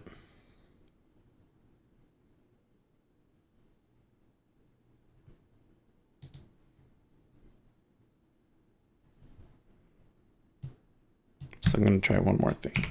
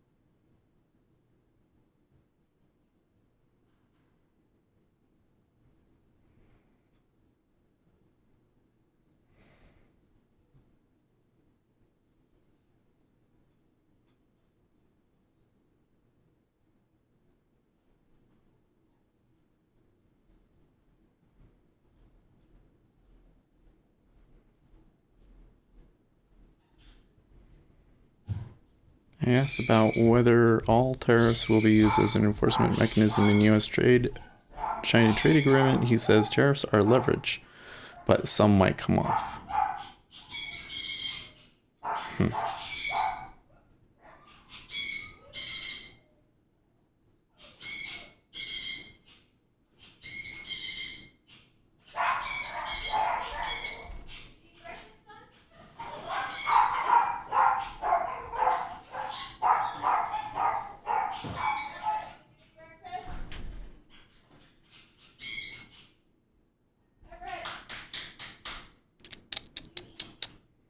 Good grief. See, the ES did make a new high there. But Treasuries didn't really turn, did they?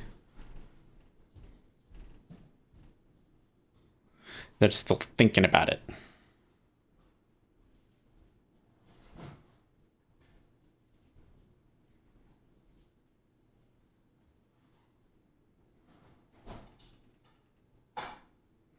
So I took a 3 lot there, and it only took me one.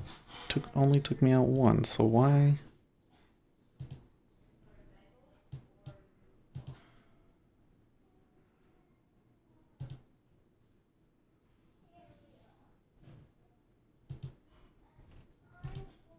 How do you tell it to be equal to the number that you've taken? I don't know. Well, that's interesting.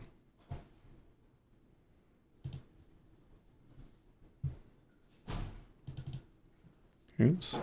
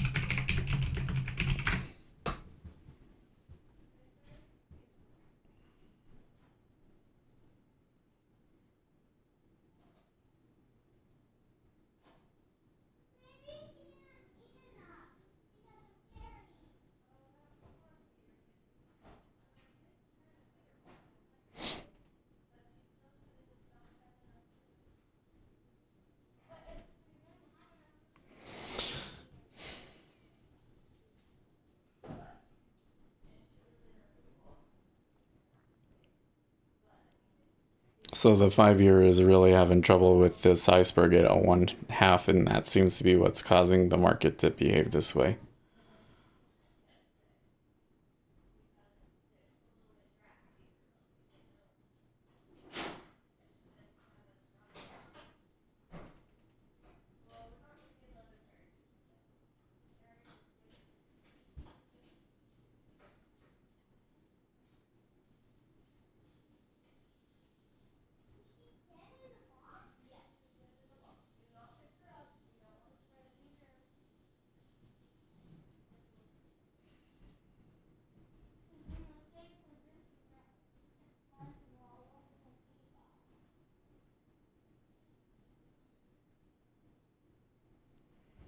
Okay, so the 10-year ticked down there to try and make the 5 do it. Okay, the 5 follows. And now it's pulling at 15.5 again. They're behaving awfully odd.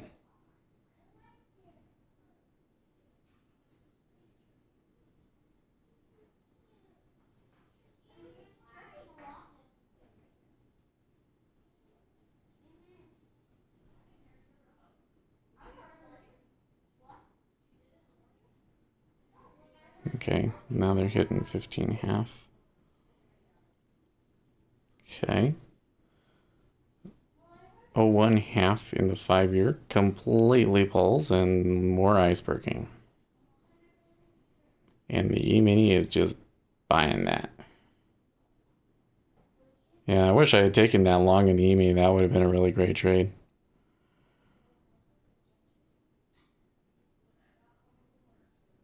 Or that I had picked a different price, rather. Because it's been nothing but up since. Well, I take that back. It came back quite a bit, didn't it? Okay, so 0.5 did go offer.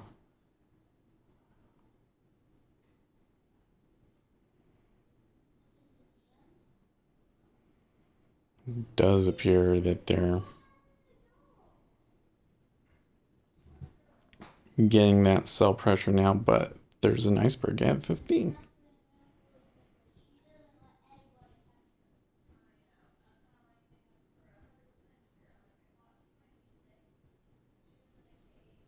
Decent amount hitting a 1/4 in the 5-year.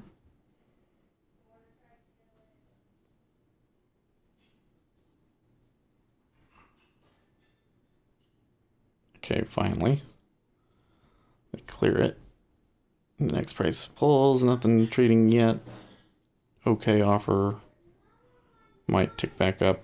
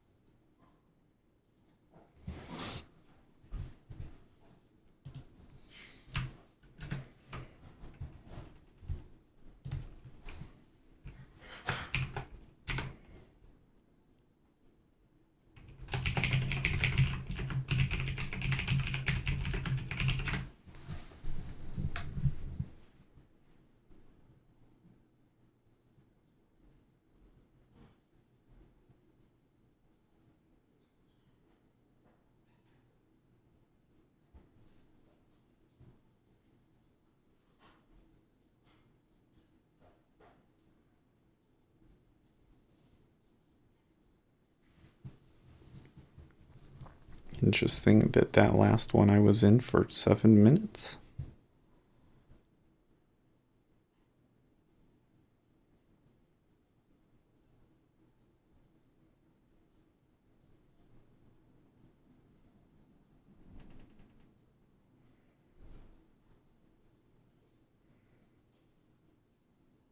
Yeah, still looks strong.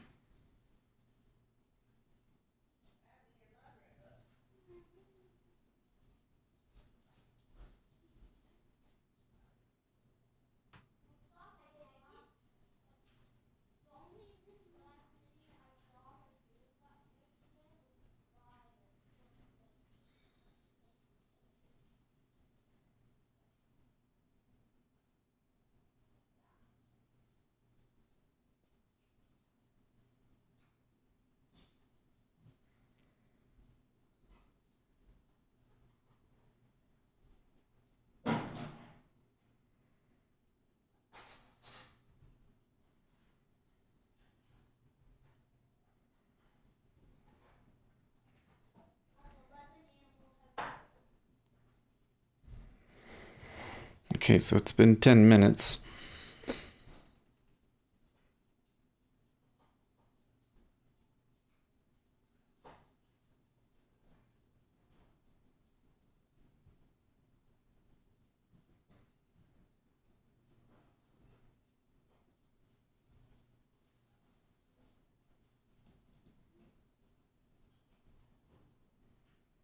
Hmm.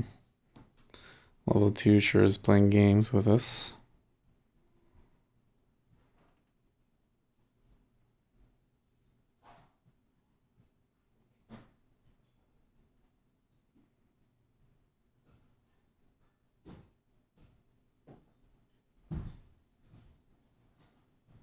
Hmm.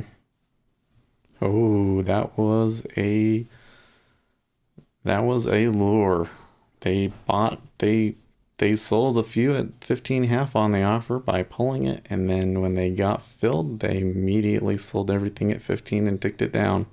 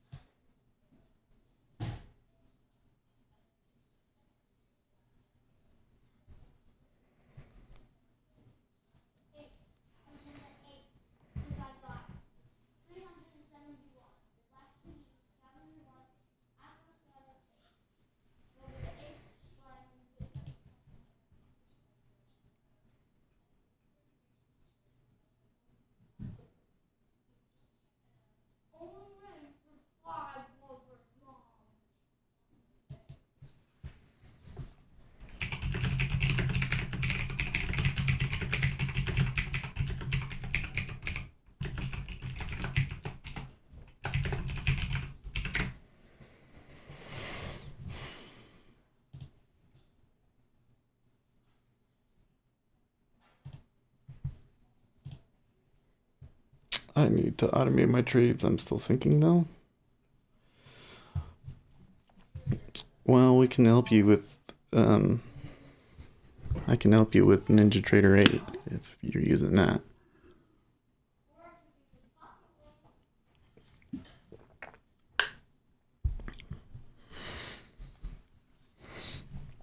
Even though we got the down tickets still being super slow.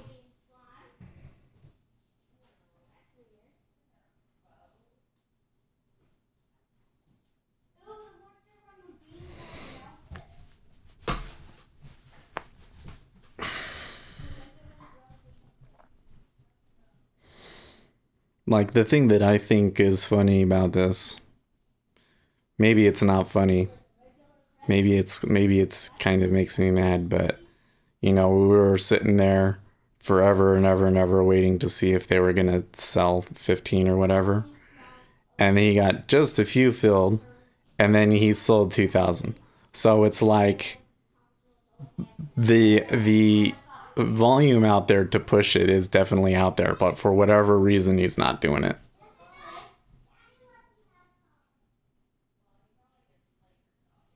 Oh, you use TradeStation? I'm not really very familiar with that platform at all.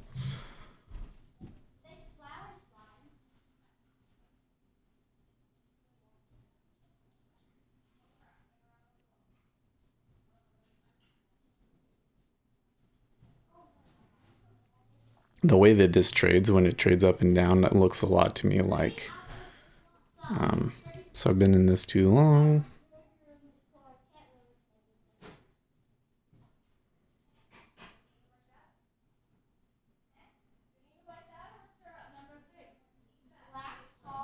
They have like their own kind of language, right?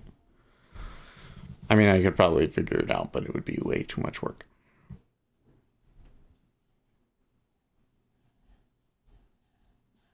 Fine.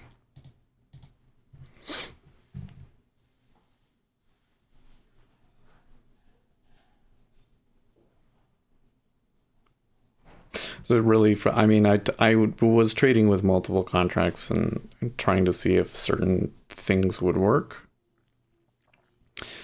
I'm gonna say that they didn't work.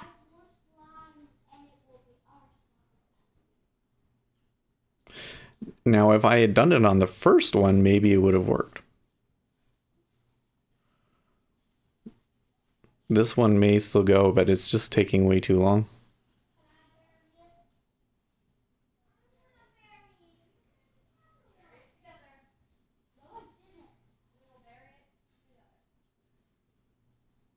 But it's just frustrating to me to have had the game plan and having it turn out better than I ever hoped, and missing it because I didn't get the fill, was too cautious or whatever. That's really frustrating.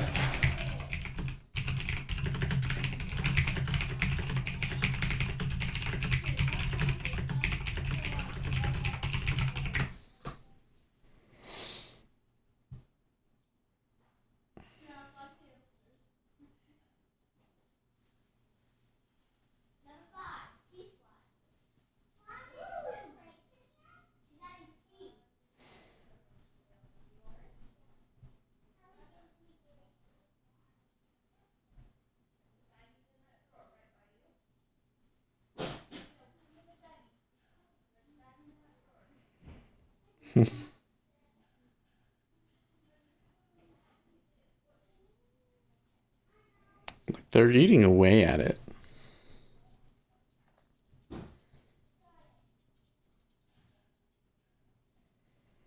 Pisses me off that I had that one at 13.5 in it.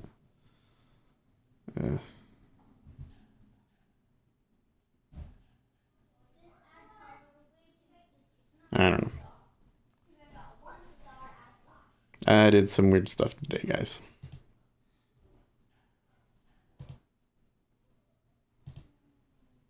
Market did some weird stuff too, though, so.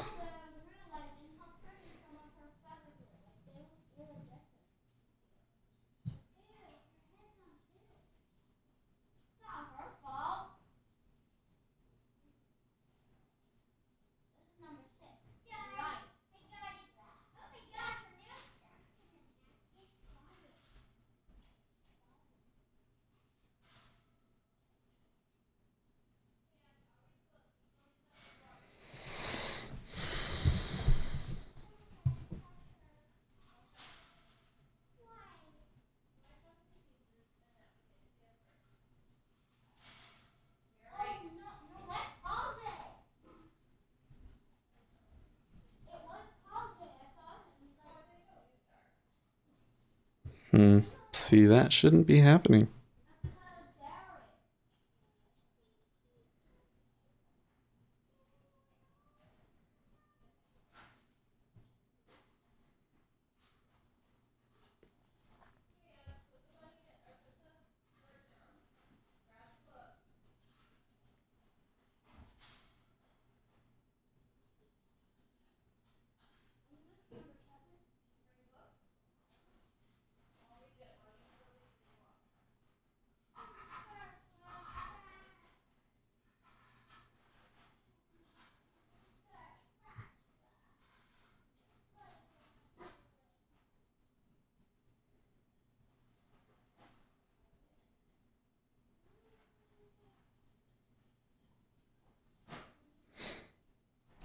Called tumbles and cracks below 1300.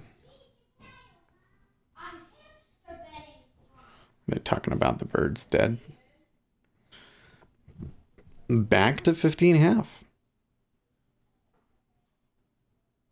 Very surprised.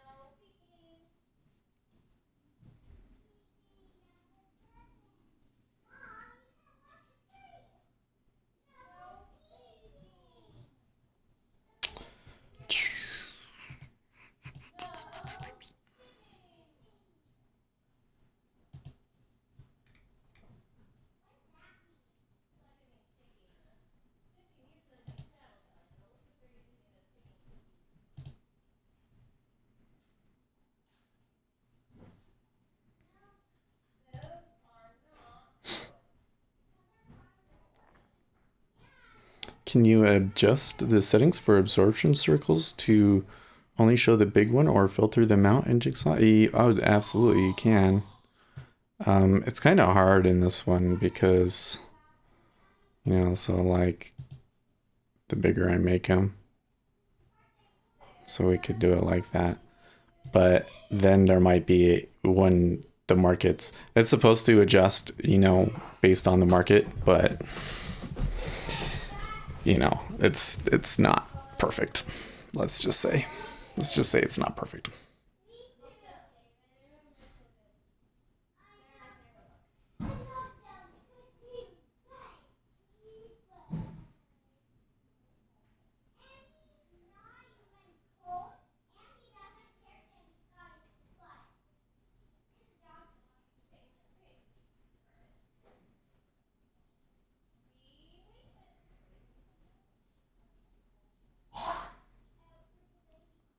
Yes, it's still being kind of odd.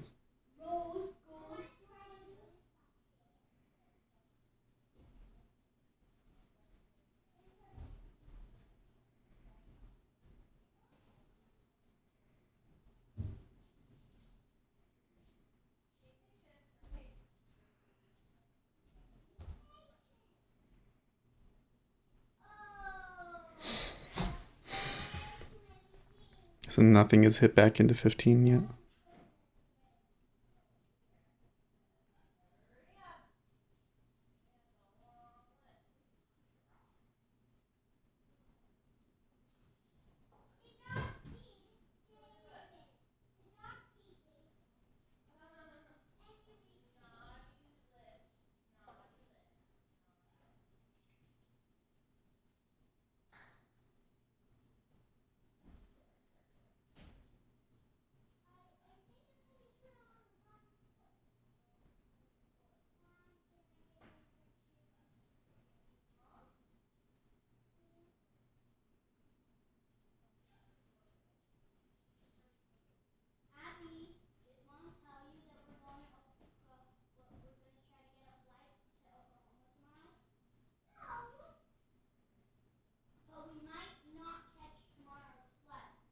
Okay, a little bit more hitting into 15 now. See, now that 1337 have traded into 15 half, nobody's going to want to touch that number. Oh, come on. Who was the idiot? Who was the one lot that did that? Huh? You just screwed it up. You see what you just caused? They tick it down. You see what you did? Listen, when it's 1337, you don't mess with it. Unless you have like a really fucking good reason. But to be that one lot that just did that, you just got fucked. That was hilarious. Did you guys see that? Man. Oh, jeez. And only 924 to clear it too. That's funny. Well.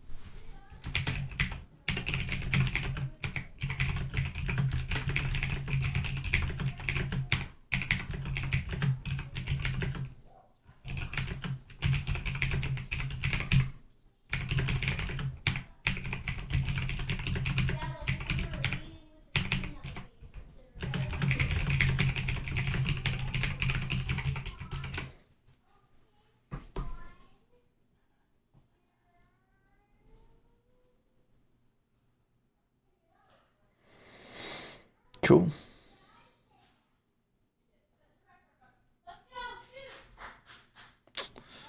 It's 8:30. They should begin.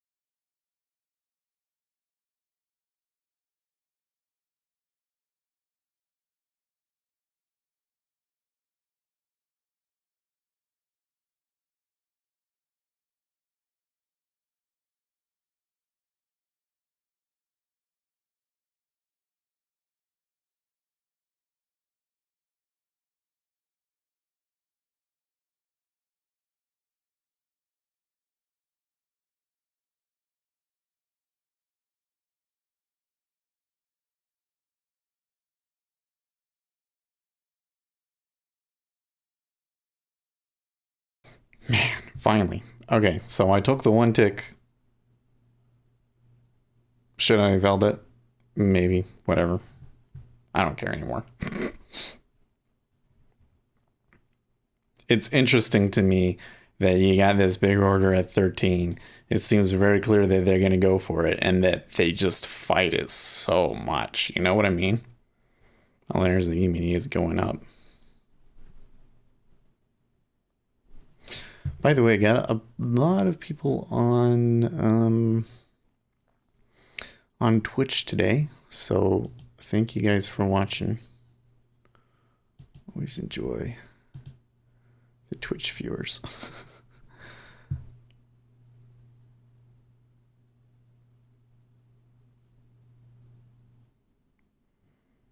And you know, I have like stuff in the description, so like there's a lot of stuff on the YouTube, so go and check out the YouTube. And the cryptocurrency charts on the Patreon are really, really great. You should definitely take a look at those if you have any interest at all in cryptocurrencies. Bitcoin is just kind of holding where it is. That was a pretty strong buy up yesterday, though.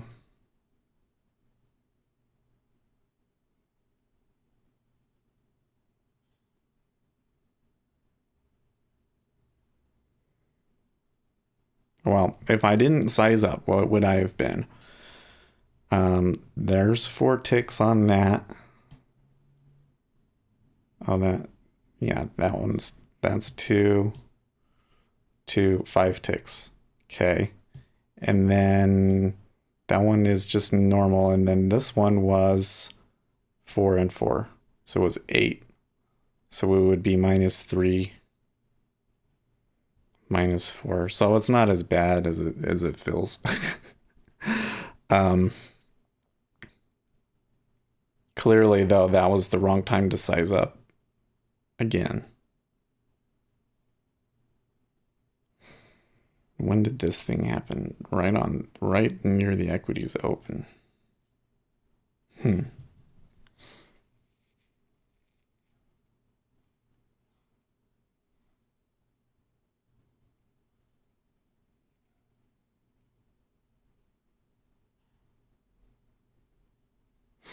I don't know when I should be taking that and when I shouldn't. Like when I do it, to me, it feels like you should just never do it, Seth. Just always trade one contract. But I know that eventually we got to do it, right? 28.25 is where Wrong thinks it's going to go.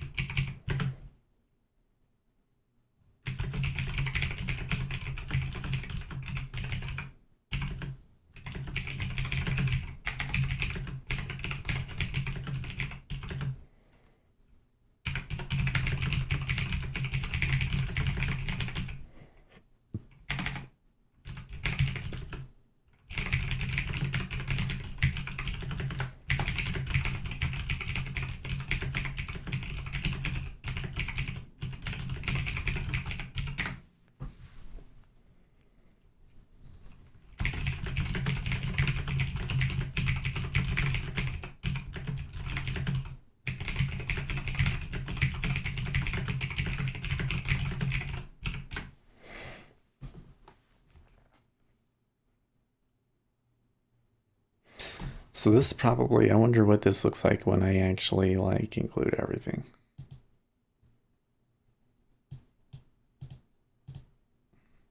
The whole month. Sizing mistakes and all.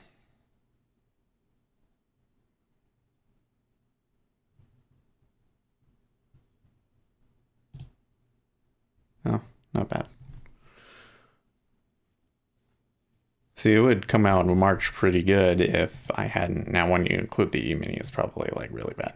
Yeah. When you include the E-mini, it's bad. And when you just filter out this week with these ones that are like, -3 and whatnot. If I had stuck to one contract, it would have been done really, really great.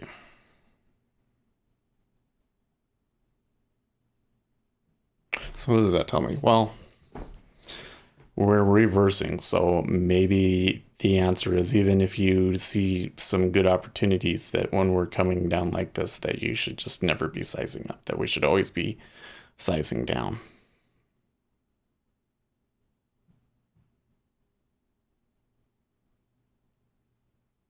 I think so.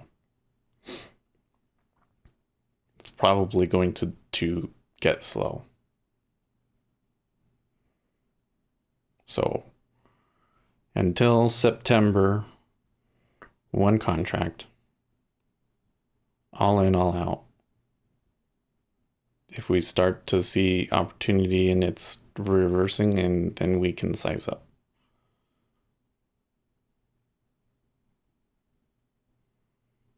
But until then, I would not be surprised if I struggle for the next few months. Now we're going to try really hard to change that, and I think I got some ideas about how to avoid some of those problems, but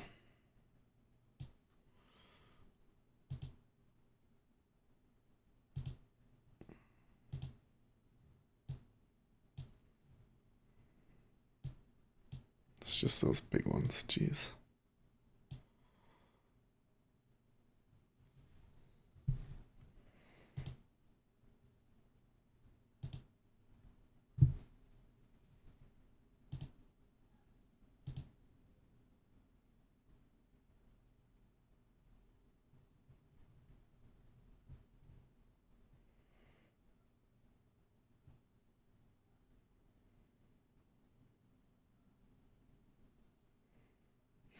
Feds Clarita, if we have an adverse shock, the first response is traditional policy. What? Okay.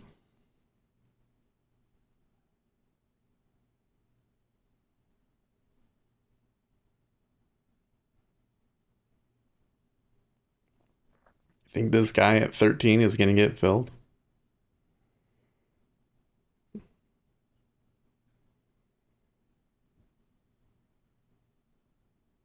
Hmm.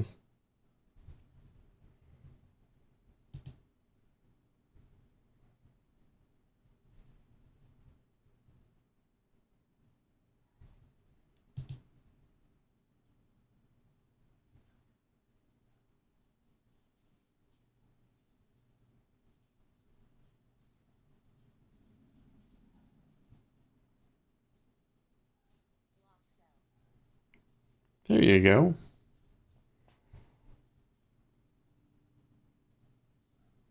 So I think you go through it for at least 2 ticks.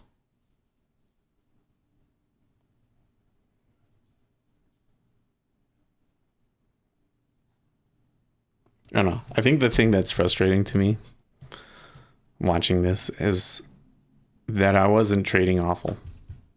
I had a good plan. I saw what was going on. I missed a really good trade.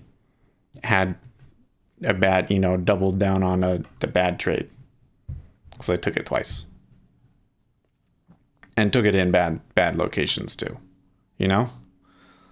So that was all me. All me. Yesterday was bad too. Without sizing, they're not terrible days. But feels bad, man.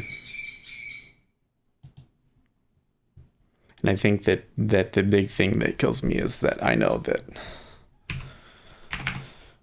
given the past, that I might be dealing with this for a while, and we've just got to stick through it and trade it on sim until it's more favorable conditions for us.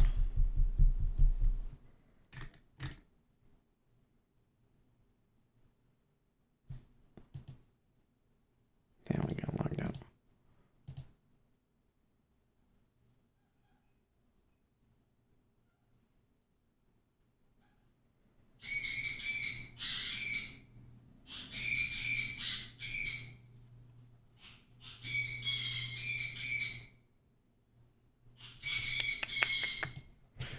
That's birds. All right, I'm gonna type.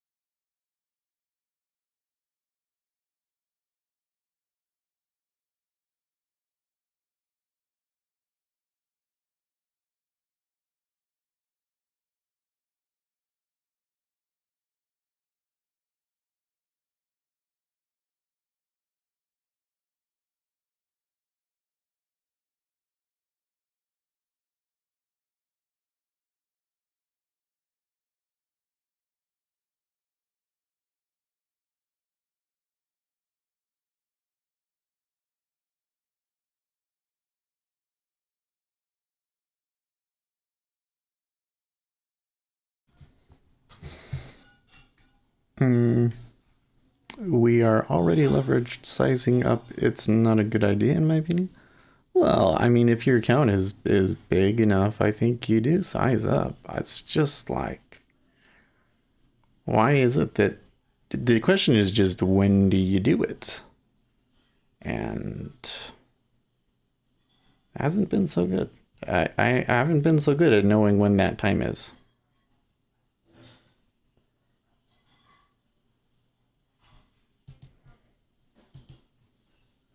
I think that these numbers here on my dashboard are wrong. Oh, there we go. Now it's right. I end up the week break even basically. So yeah, I've been doing really good, and then I'll have a few days where I'll the day I size up and then I screwed up. I feel like that's got to be a mental thing, you know?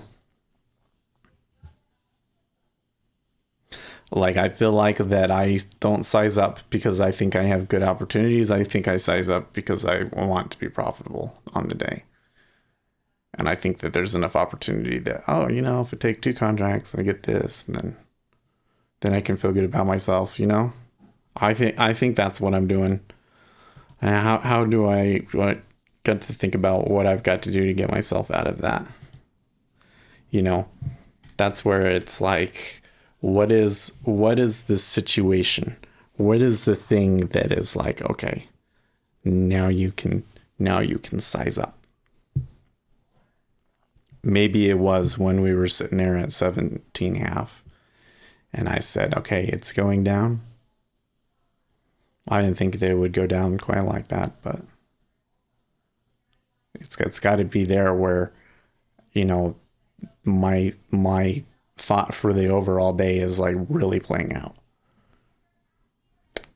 Maybe.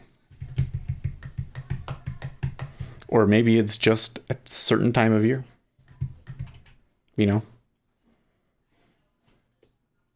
January comes along and then I can size up.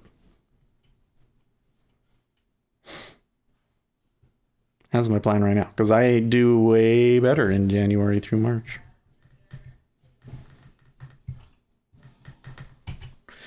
I think that things are going to calm down for the next couple of weeks, and then maybe we get another spike of volatility in a while. We'll see what happens. We'll be ready, because all of this was on the sim account. I knew that this was a time period where I had troubles. We can kind of see where some of my trouble are, but it's better than last year, and I understand it better. So we'll just save all that cash up for when we know that it's good for us. Okay. I will catch you guys tomorrow, and in the meantime, stay profitable.